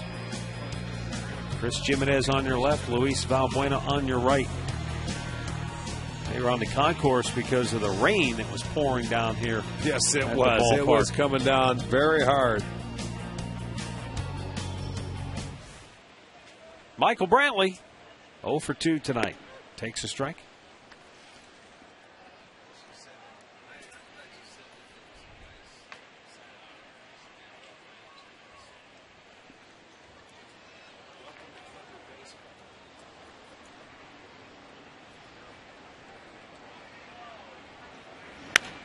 Popped him up. Near second base, the shortstop Josh Wilson. He'll take it. 2 down.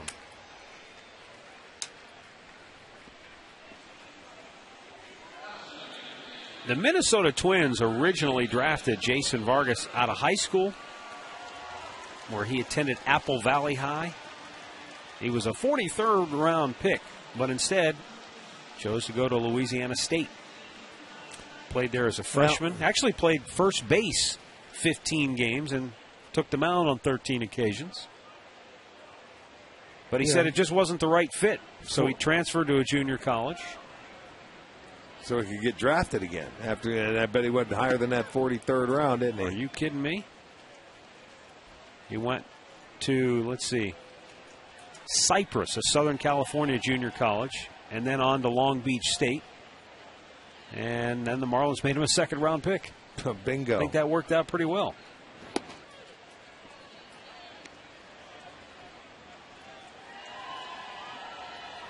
Vargas's uncle is Randy Velarde. Okay. Well, I remember the old second baseman, or utility guy with the Yankees. He played with Oakland, played with a couple of teams. Sure, he had some words of wisdom for his nephew about playing in the big leagues. And he's out of the 5th with a 7-2 lead.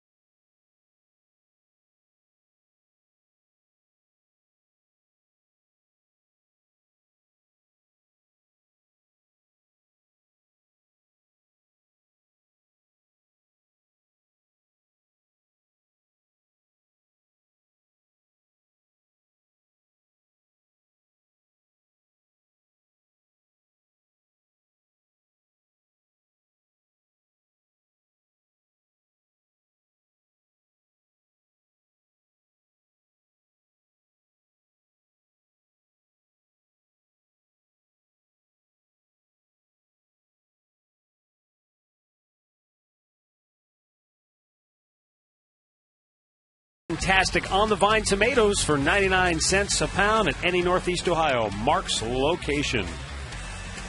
So come into your nearest Mark's, where you'll find a huge selection at low prices every day.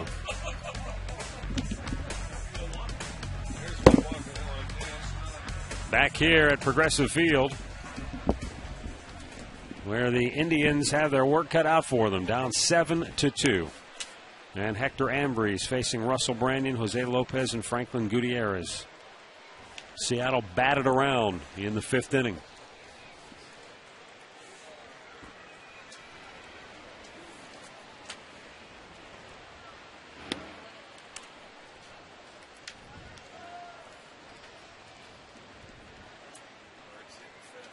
Brandon homered, just did clear the wall in left field.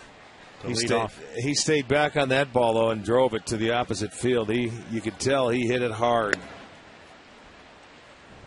Watch him how those hands stay back.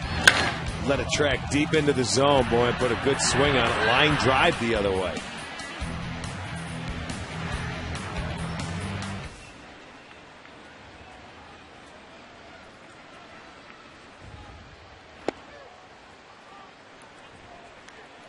Three balls and a strike.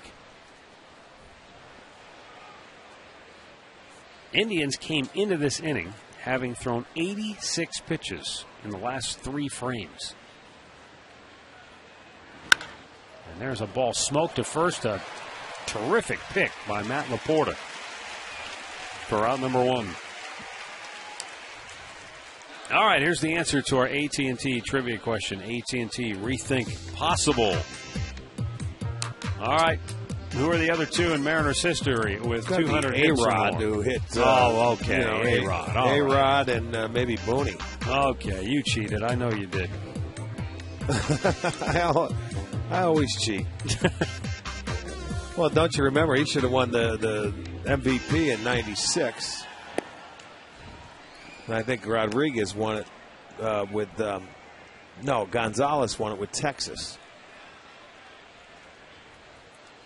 And A-Rod should have won it. That's the year he had a phenomenal year. The young kid playing shortstop there, and they had Griffey, and we were thinking, boy, those guys are going to spend a long time together.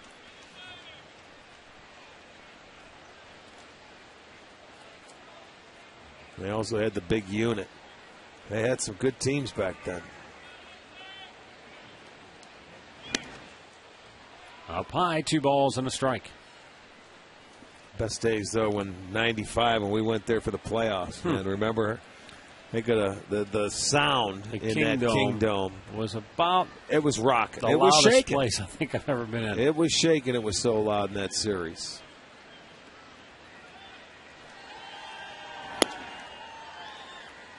And I think they offered you, and you accepted to be the man to push the plunger to implode that thing.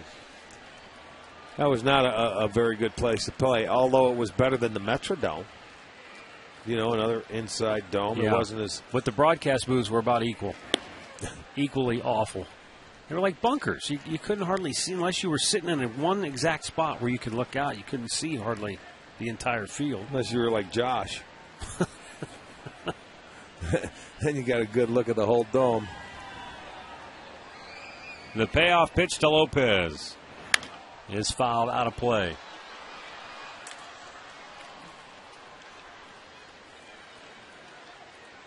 It is kind of weird, though, now when we walk to Safeco Field, they have the spots in the parking lot of Quest Field, right, where the old Kingdome actually used to stand.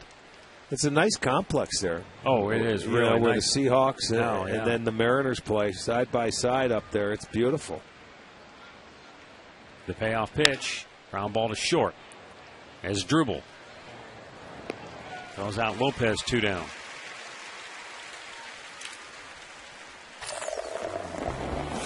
Here's our Miller Taste Greatness moment. Back in 1995, the American League Championship Series between the Indians and the Mariners, and Jim Thome. How about that bomb? Yeah, look at how young he is. Slim Jim Thome. Winfield in that picture. Look at that. The bat flip and everything. Indeed. And that's something he never really did. Jimmy was not a big showboater, but he said he just kind of got caught up in the moment. I think he did the same thing when he hit the home run against Atlanta, yes, he did. I'm telling you, I remember that one. He sure did. But there were some raw emotions that were going back and forth by the time that World Series got back here to Cleveland. The Indians really felt that the umpiring behind the plate was certainly in favor of Atlanta's pitching staff, where the plate seemed to have about 4 or 5 inches on each side of it extra. And then we had, I think it was Greg Maddux. Didn't he throw one up and behind Eddie Murray's head? And Eddie started pointing out at the mound. Got a little chippy there. I thought we were going to have a series that would go all the way.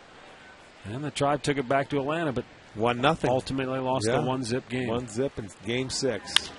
Gutierrez with a line drive single to center field. His first hit of the night. Again, there's another 2-out base hit for the Mariners.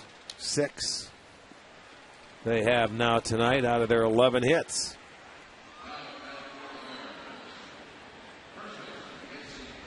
That'll bring up Casey Kochman 0 for 3.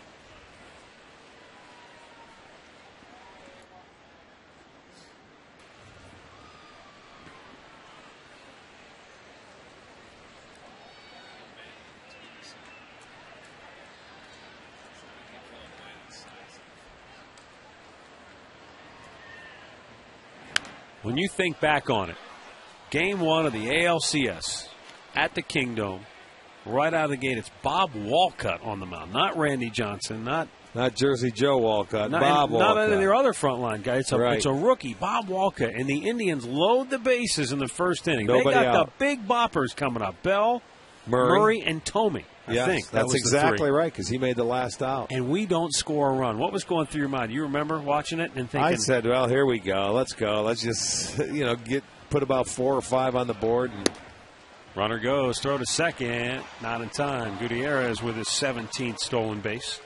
I thought, like you, that this is going to be over early. It's going to be a rout. And when he got the 3rd out, I thought the roof on that Kingdome was coming down. They were going bananas. And the 3rd out was a diving play by Joey Cora up the middle to rob Tomey of a hit. And then, of course, Walcott wobbled his way through and got the win. But back in those days, they never won Game 1 of a series. They didn't have a number 1 starter. No, they went years without winning a Game 1, it seemed like. I remember there was a great quote that came out after that game or sometime later where Lou Piniella went out in the first inning. Bases loaded, nobody out, mind you. He goes to Bob Walcott, who's just a kid, and he says, "Well, kid, you're either going to get out of this or we're all going fishing in a couple of days, so go get him." And he left him out, and he kind of took some of the pressure off him, and Walcott got through it. But the Indians obviously would turn that series around after suffering a loss in Game 1.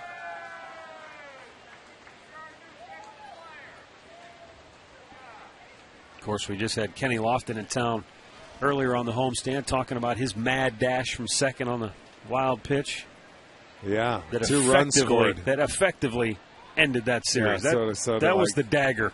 Yeah, slammed the door. I think Carlos Baerga ended up homering later, but that was a real killer. There's a long, long drive, and it's not coming back. Casey Kochman with the Mariners' 3rd home run of the night. A 2-out, 2-run shot here in the 6th, and Seattle now leads it 9-2. It's their 3rd home run of the night. They've got a grand slam, a 2-runner, and a solo shot. Let's see what this is. Ooh, spinner, middle of the plate. That's the hanger right there, Kochman. His 8th home run.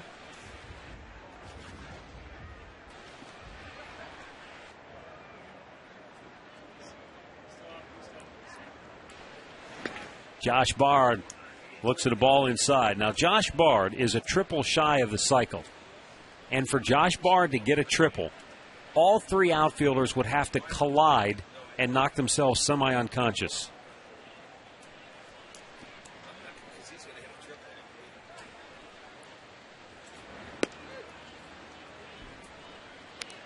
One ball, 1 strike. Bard singled in the second inning. He doubled in the fourth, and then hit a grand slam in the fifth.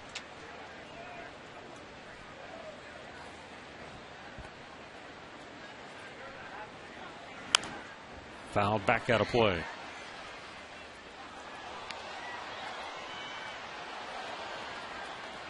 One of those nights for Manny Acta's group.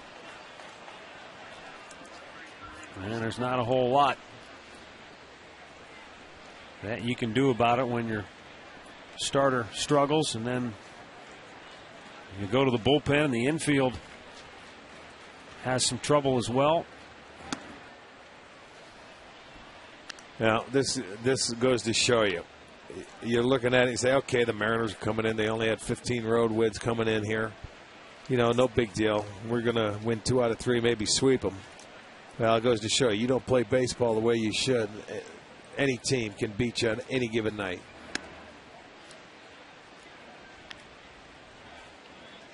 Baltimore came in here, won 2 out of 3. And it's not going to get any easier for the Indians, because after tonight's game, they face the best pitcher Seattle has and one of the best in the league. Felix Hernandez. Felix Hernandez will wrap it up tomorrow. Here's the payoff pitch to Bard. And there's a drive to center. Another hit for Bard. He is 4 for 4.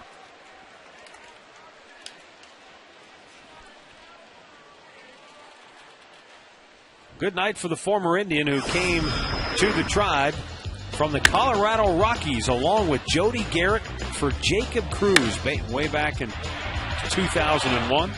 Tonight he's done everything but triple. Well, he's still got a couple chances left, maybe. And if he triples in this park, I'm leaving.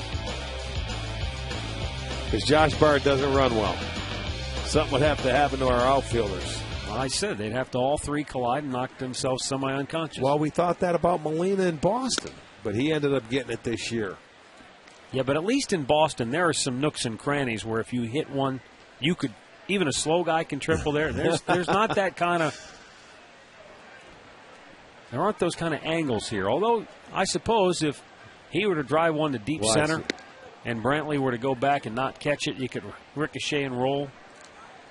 Yeah. It's possible. A lot of folks probably have forgotten, though, that not only did the Indians acquire Bard along with Jody Garrett in the Cruz deal in 2001, but he was also part of that trade prior to the 2006 season and that involved Andy Marte. Okay. Coco Crisp went to Boston. Andy Marte, Kelly Shopick came to the Indians. I just see where the Brewers released Jody Garrett, too.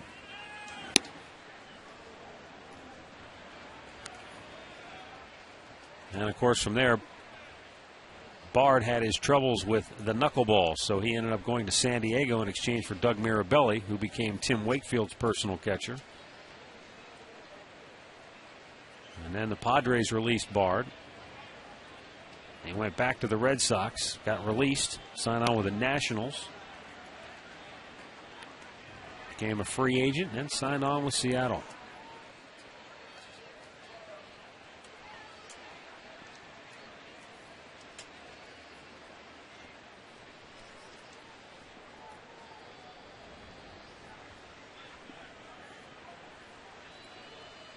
The payoff pitch. And Saunders drills it to deep center, but Brantley is back to make the catch. And the inning is over. Seattle tacks on 2 more. Middle of the 6th, 9-2 Mariners.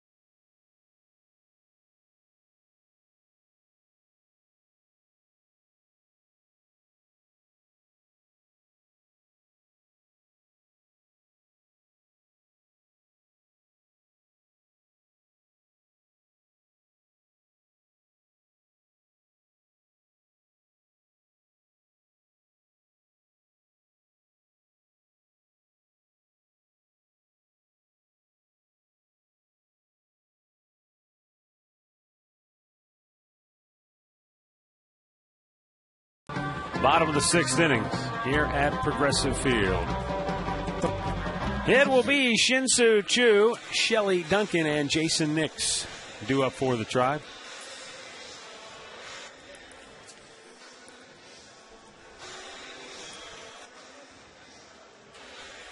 Choo is 0 for 1. He walked in the first inning, lined out to right. Hit the ball hard his last time up, but he hit it right at Ichiro. And Jason Vargas misses down low for ball 1. Just over the 70 pitch mark for the Mariners left-hander. Choo fouls it out of play.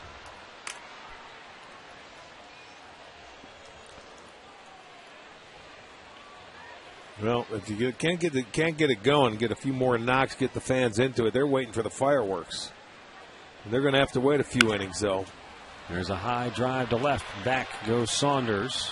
He's got a room, and that's out number 1. Well, you can join the Choo Crew with the new combo pack. You get a reserve ticket in the right field lower bowl and a Shin-Soo Choo Crew T-shirt for just $30. Combos are on sale now. Stop by an Indians team shop or visit Indians.com.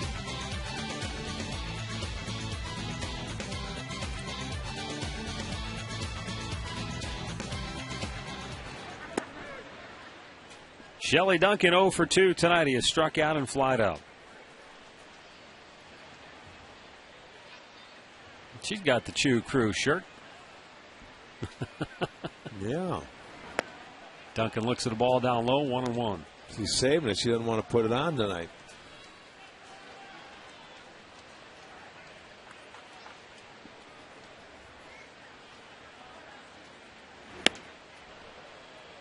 One ball, 2 strikes.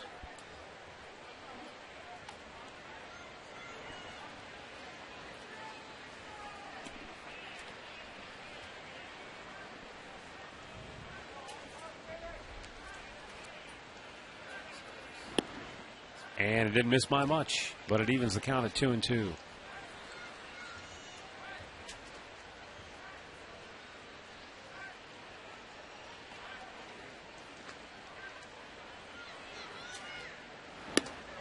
Punched him out. 2 down. 4th strikeout for Vargas.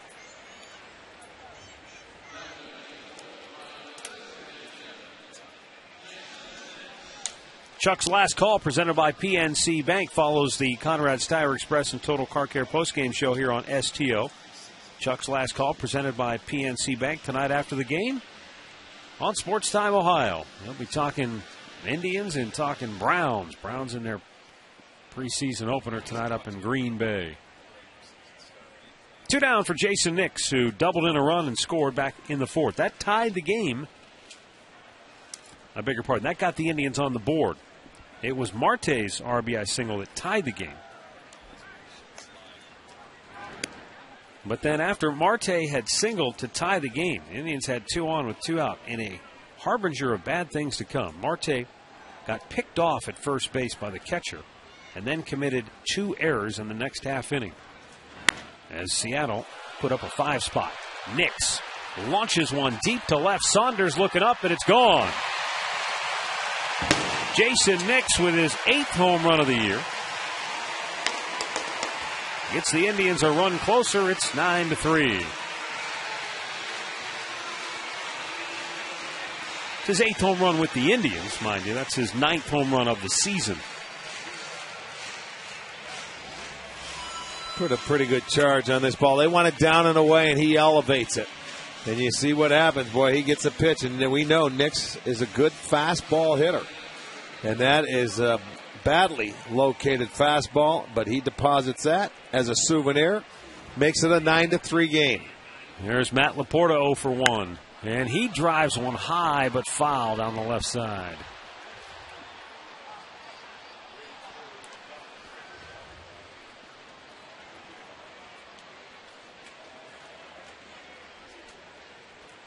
So Nix has given the Indians a little punch out of that 5-hole tonight. But the Indians still down a half dozen to Seattle. 1-1 to count.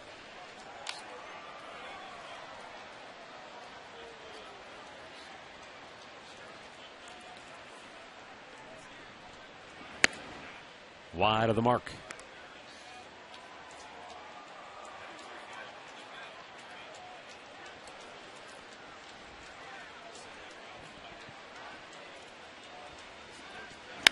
There's a hard ground ball to third, backhanded by Lopez, and he throws him out. 6 complete. It's 9-3 Seattle.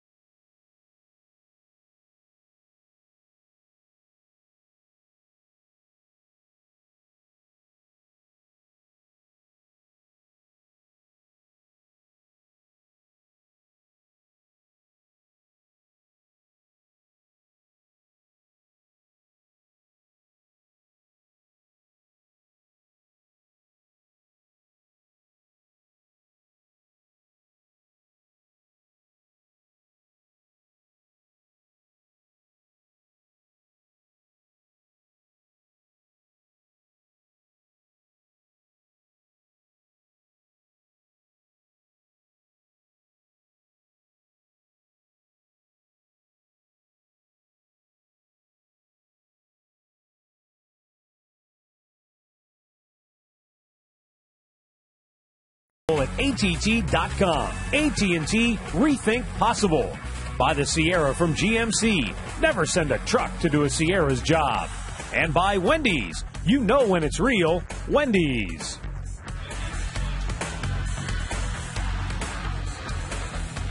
Well, Slider's on fire.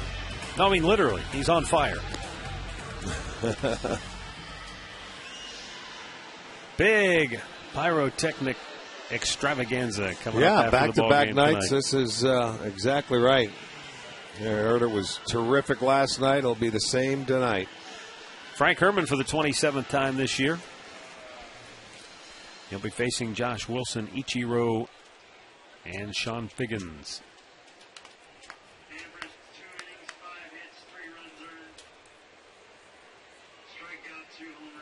Wilson 1 for 3 with a base hit tonight.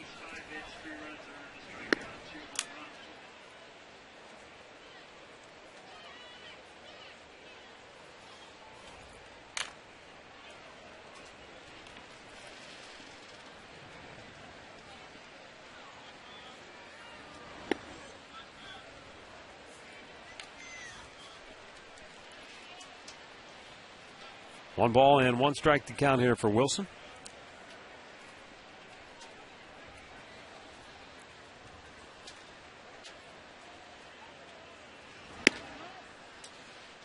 A little bit outside.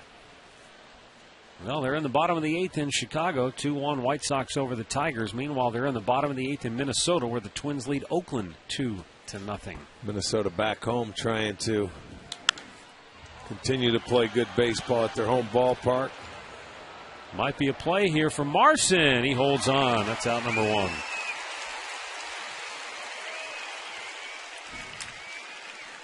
Well, school is right around the corner, so stop in any Indians team shop and get your school supplies and back-to-school gear. You can receive a Major League Baseball backpack with your purchase of $125 or more. So come on in while supplies last.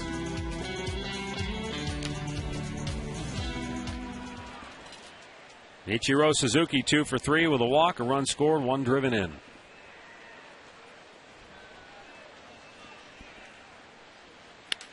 And a routine bouncer to second. Donald throws him out, 2 down. Sports Time Ohio and McDonald's are giving you the chance to attend the Indians game September 23rd. plus an opportunity to meet Gary Coach right here in the STO broadcast booth. Can't wait for that. Register now at STOHD.com. Coach, we'll get him up there.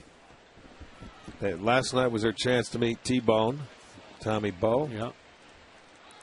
You get to meet them all the characters.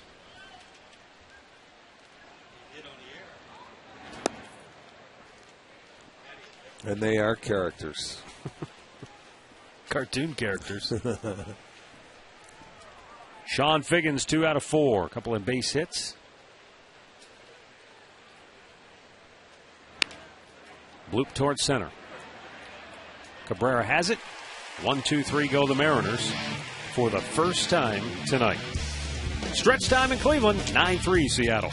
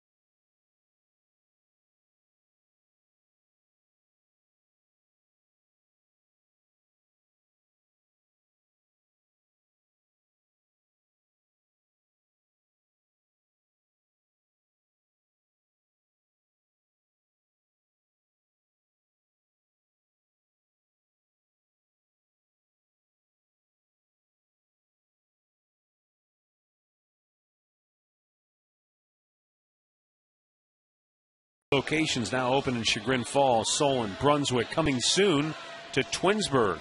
Log on to paninisgrill.com for a list of all their locations. You know, you talk about that paninis. I remember last year, didn't they send us up a couple of paninis where we enjoyed it? Might have been a couple of years ago, but yeah. Didn't we have a doubleheader? Sure would be nice to maybe try one tomorrow afternoon, wouldn't it?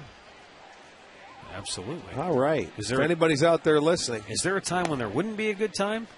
Paninis, let's go. We haven't had one in a while. Yeah. You get your coleslaw, your fries. All mixed into one, baby. All between 2 thick slices of bread.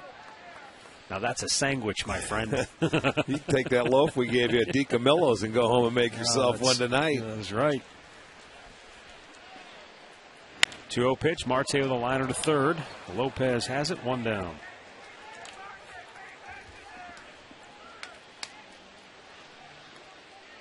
Got a note here earlier tonight from Kristen Welker.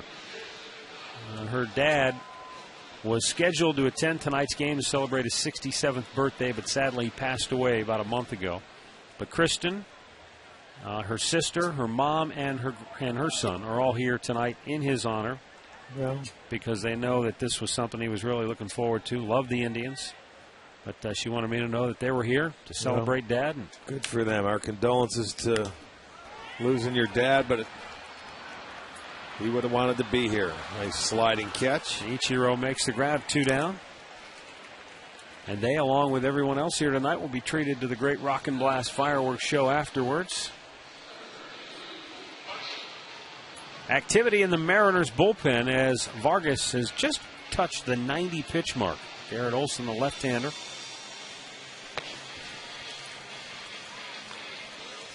Lou Marson 0 for 2 tonight.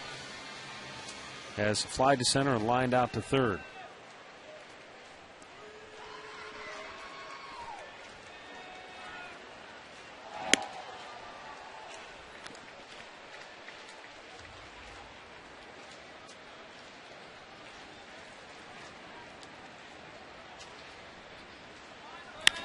back to the mound. Vargas will turn, fire, and we go to the 8th. 9-3 Seattle.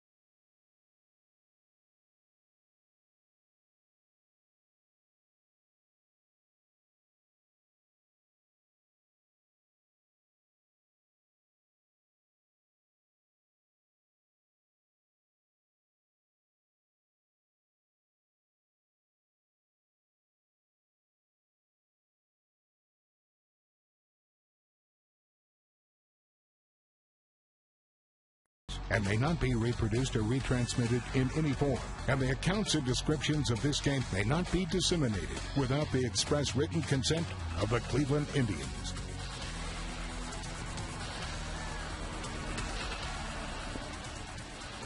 Eighth inning, 9-3 Seattle.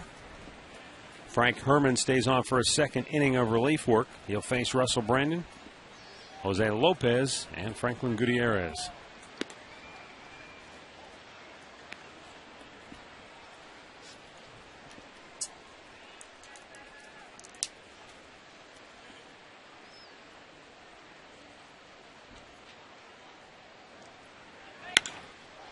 Drive deep center field. Brantley's back, pulls it down in the middle of the track. One away. Celebrate your child's birthday with a Slider birthday party at Progressive Field. Parties include snacks, games for the kids, and a new private party area, plus an autographed mini bat and a pregame visit from Slider. 216-420-HITS is the number to call. And plan your Slider birthday party now.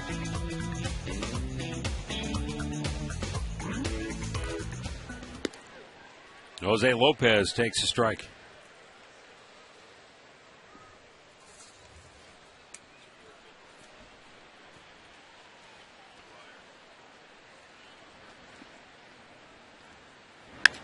There's a fly ball to right field. Chu is back a few. 2 away. Hey, let's go back to the studios once again for an in-game update. Al has the latest from Minneapolis. And Matt, this one's over in the 8th inning. Joe Mauer, a base hit to get some insurance for the Twins' Brian Dunsing, but he didn't need it. Throws a 3-hit shutout. He's 6-1 on the year now, an even 2 ERA. Minnesota beats Oakland 2-0. Back to you, Matt. And so the Twins will stay in first place tonight. Fouled back by Gutierrez, who is 1 for 4.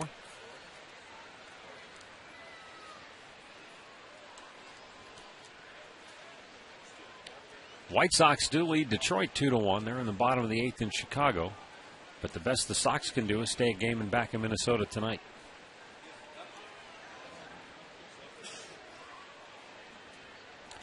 Detroit, their ship is all but sunk. 5 games below 500. 10.5 games off the pace when the night began.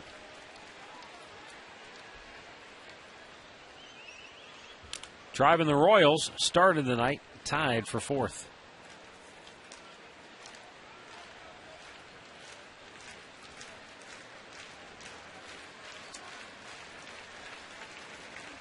The 0-2 by the mound.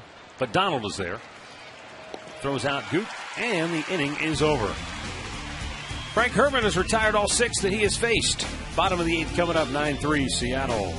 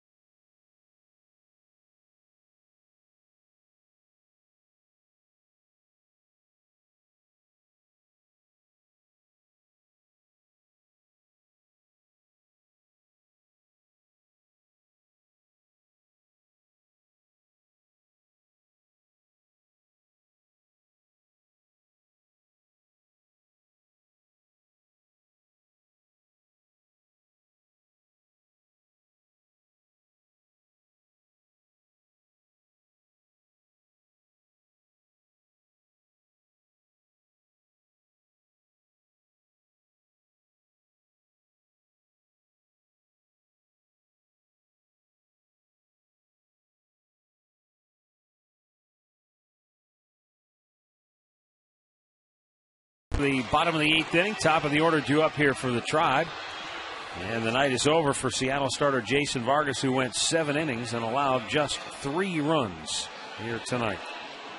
He'll give way to left-hander Garrett Olson in the 8th inning. Coming on for the 21st time this year. In his 20 innings, allowed 22 hits, 9 walks, an ERA that comes out to 6.75. But Vargas, not a bad job tonight in his 7 innings. I'll tell you, he was the lowest rated starter in the league as far as run support goes, but he better take his boys out to dinner tonight. They got him 9 runs, and he's loving every minute of it. He's looking for his 9th win.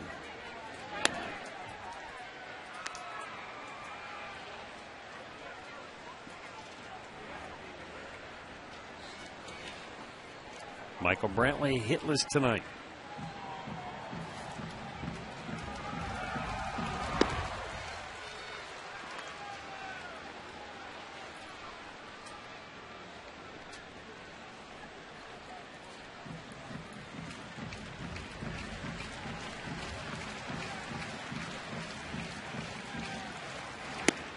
A little bit inside.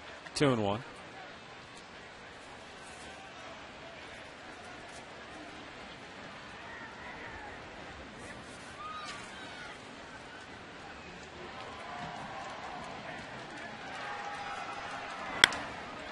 Brantley with a smash to center. Gutierrez gliding back to grab it, 1 away.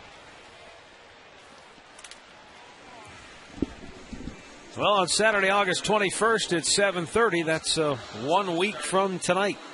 The Browns will host the St. Louis Rams. Don't miss your chance.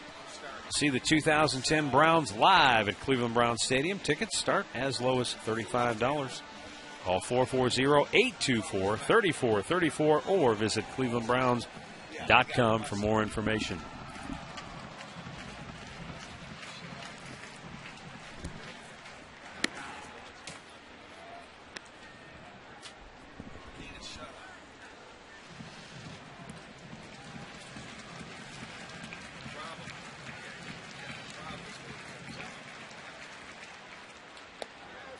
A strike is called. 1-1 to count.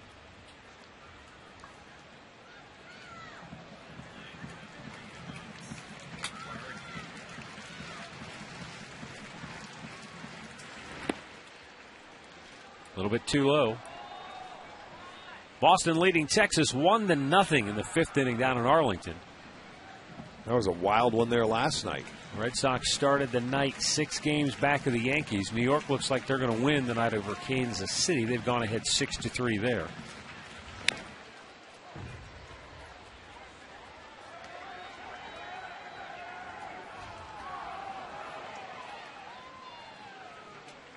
The Tampa Bay Rays 2 games off the pace in the AL East. The 2-2 pitch. Glanced foul. Got a piece of barred in the process.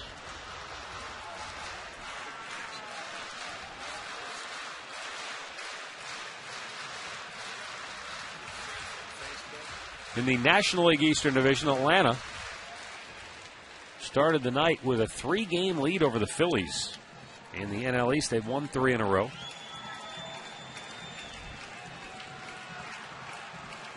I think there still are some question marks, though, as to what the Braves do with Chipper Jones done for the year. 2-2 pitch. Well, you never know. I mean, there's a waiver wire. Yeah. Look for somebody if they're not happy with the guy that's going to be replacing Chipper, who's a young rookie. Well, there had been some rumor mill stuff that Sean Figgins could be a fit for them at third base. Well, he'd have to clear waivers, as you know. And he just did sign a big deal. And I did see where Chipper said he's not done. He wants to come back to spring training. He's not, he says, I can't end it this way. That's what I said to you. Even though he talked about this is probably going to be it, I said, boy, I don't think he's going to be able to walk away with bad unfinished. taste in his mouth. Yeah. Well, and that's what I saw him say today. Or he said yesterday. Ground was short. 2 down. There's something about, I think, all players want to be able to go out on their own terms. Yeah, but it doesn't work that way. No, it's not always your decision or your choice, but if you have that opportunity, I think you want to try. Is it your choice? I mean, we think that some people wait way too long, to bow out and get out of there, but there's, that philosophy, man, you work so hard to get that uniform, whether it be baseball, basketball, football. You don't give it back. I mean, they got to tear it off you. I mean, and that's usually the mentality that most athletes have. Yeah. Now, I was talking to Jim Tomey about that when Minnesota was here, and he said, 600 means a lot to him. And he says, you know what I'd love to do? He said, I'd love to hit number 600, round the bases, meet my wife and kids at home plate, and ride into the sunset. And that would be it. And he could do that. And he might be able to do that. 1-1 pitch. Foul out of play. Well, you think about it, Rick.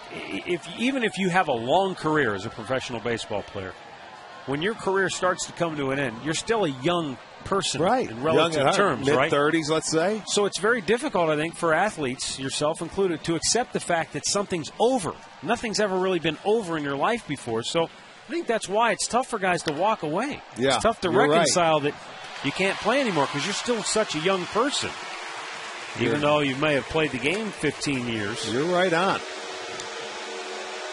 That came crashing on me at 33, and I said, wait, no, I'm not done.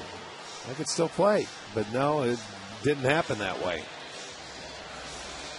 2 out hit by Shin-Soo Choo, his first of the night. We'll bring up Shelley Duncan, who is 0 for 3 on the evening. Look, some of the greatest players who've played the game didn't go out gracefully. Willie Mays did not go off dancing in the sunset. He went kicking and screaming. Ken Griffey Jr., another one of the all-time greats, did not make a graceful exit from the game. Right. So it's not, as you said, it's just not easy. I always remember when I was a kid watching an old, sports historical show.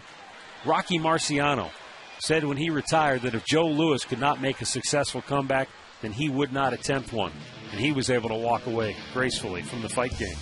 But not everybody can. 8 complete, all Mariners tonight.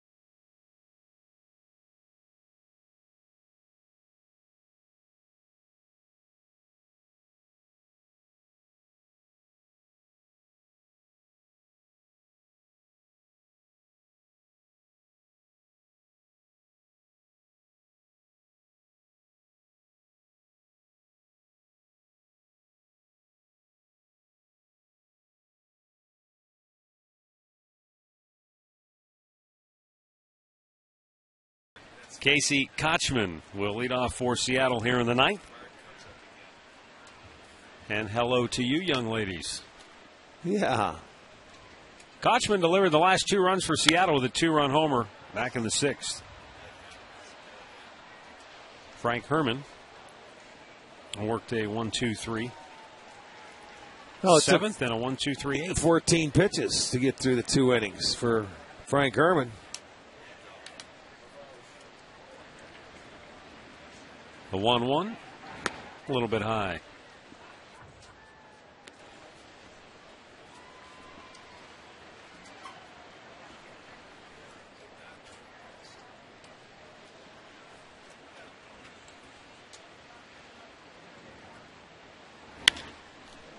In the left field, Duncan is right there to grab it. We have 1 out here in the ninth. Josh Bard, the former Indian, has had a big night at the bat for Seattle. A base hit opposite field to second. Then he doubled the other way in the 4th. And then the biggest blow of the night, a grand slam, capping a 5-run 5th for the Mariners. And then looking for that triple for the cycle, not quite. Well, 4 for 4. He does have, I think, a 5-hit game. That is his career high. Rick has stated if Bard triples, he will walk home to Chesterland tonight. Yes, indeed. And I better start because it's a day game tomorrow. You can hitchhike. Somebody will give you a ride. 0-2 the count. People wouldn't pick you up anymore, do they? They used to. I know you would. Fine-looking gentleman like you. Well, that's true. I know you'd be flying by. The 0-2. Fouled back out of play. You'd be listening to tunes, blasting away on your Bluetooth. I'd see you. I'd wave to you, though. Yeah, yes, you would. Jamie Wright, former Indian, who was with the Tribe earlier this year. Give me the salute, Ari. Yo, hang with him, brother. Now the 0-2 in the dirt. Just take me home. I love it.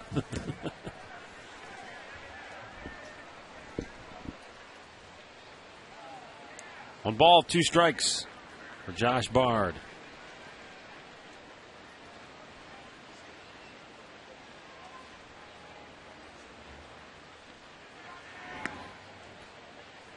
Even up, 2-2.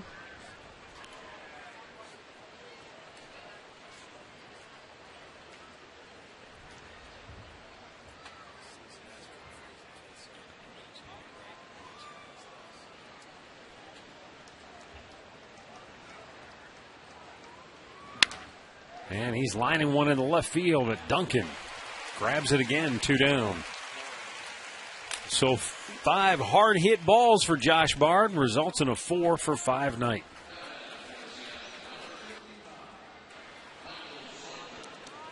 And Michael Saunders will stride to the dish 0 for 3 with a walk.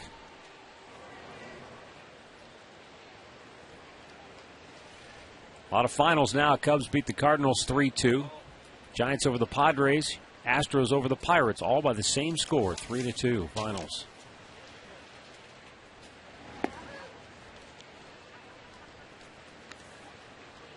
Tampa Bay beat up Baltimore tonight, 7-3.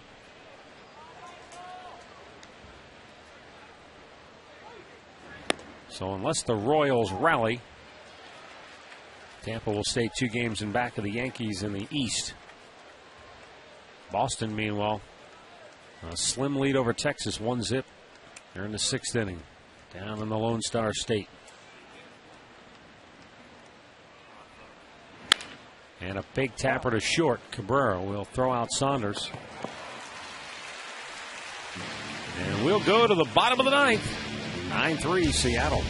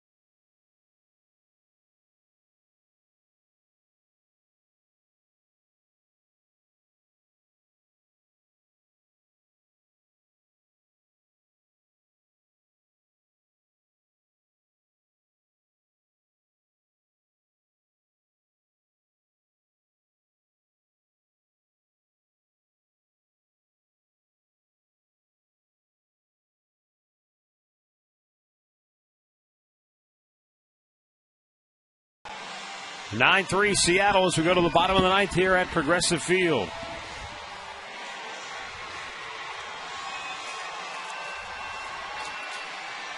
Jamie Wright, who was with the Indians to start this year. Didn't he go to Oakland after he left here? He did. Well, Yeah. he didn't go to the A's. He went to AAA. Okay. And it was one of those deals where they said, pitch in a certain amount of games, and then we'll either call you up or give you an out. And that certain amount of games dragged on, and finally I think they just allowed him to get out of that deal. And he signed him on with Seattle, immediately went to the big leagues with the Mariners.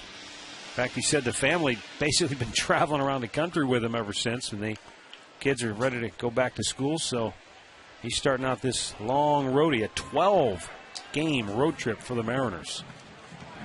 Yeah, from here down to Baltimore for 3, then on to New York, and then on to Boston. So it's a long, grueling trip. But they're off to a good start.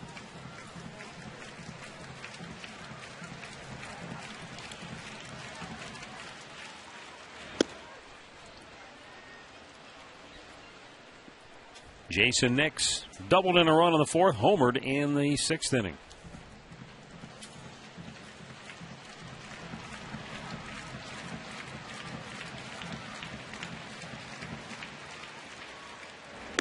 Breaking ball missed a little bit high.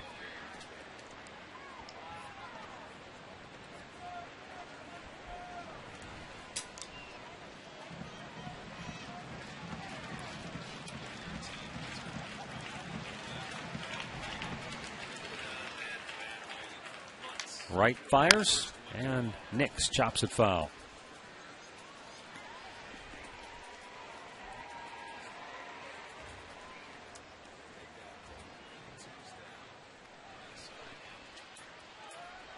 Souvenir baseball for that young man. All smiles.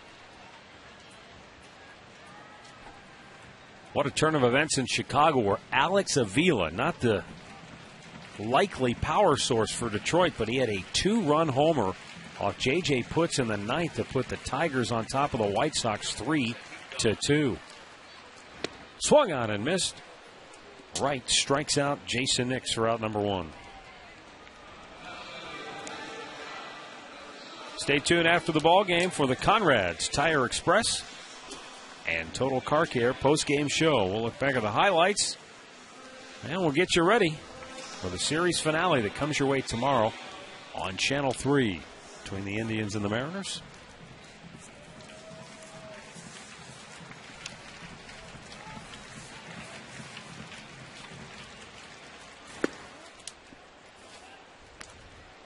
Matt Laporta 0 for 2 with a walk.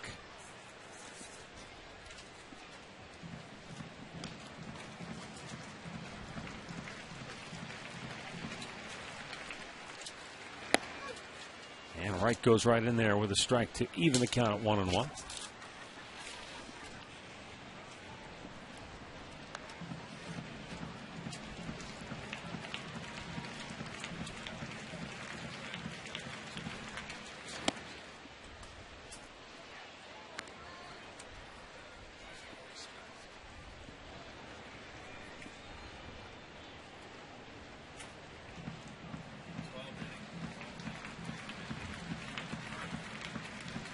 Jamie Wright with a 2-1, and that's chopped foul by Matt Laporta.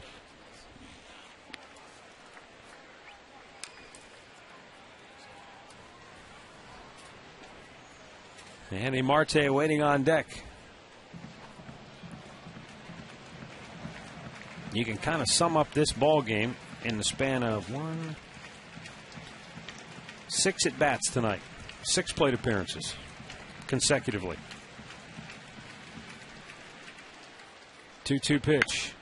Weakly grounded towards third. Lopez throws him out. 2 down.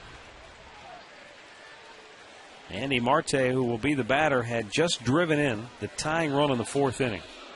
But while Jason Donald was at the plate, Marte got caught too far off the base at first. He was picked off. The very next batter was Russell Branyan leading off the top of the 5th. He homered to put Seattle back on top.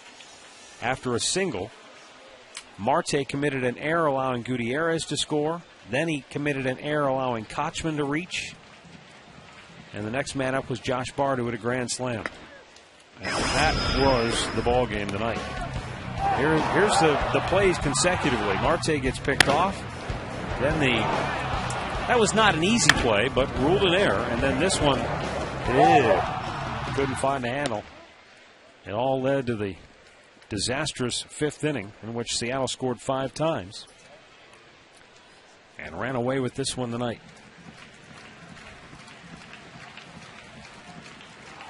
1-1 pitch. Popped him up right in front of the plate. Bard says, I'll take it. He gives way to the third baseman, Lopez. And the Mariners have won the first 2 in this series, beating the Tribe tonight by a final score of 9-3. Winning pitcher is Jason Vargas. He's now 9-5 on the year. Loser tonight, Mitch Talbot, drops to 8-10. With the win, Seattle is now 46-71. The Indians drop to 48-69. It is time now for the play of the game, brought to you by KeyBank. Switch to Key and get a free Sony Bloggy.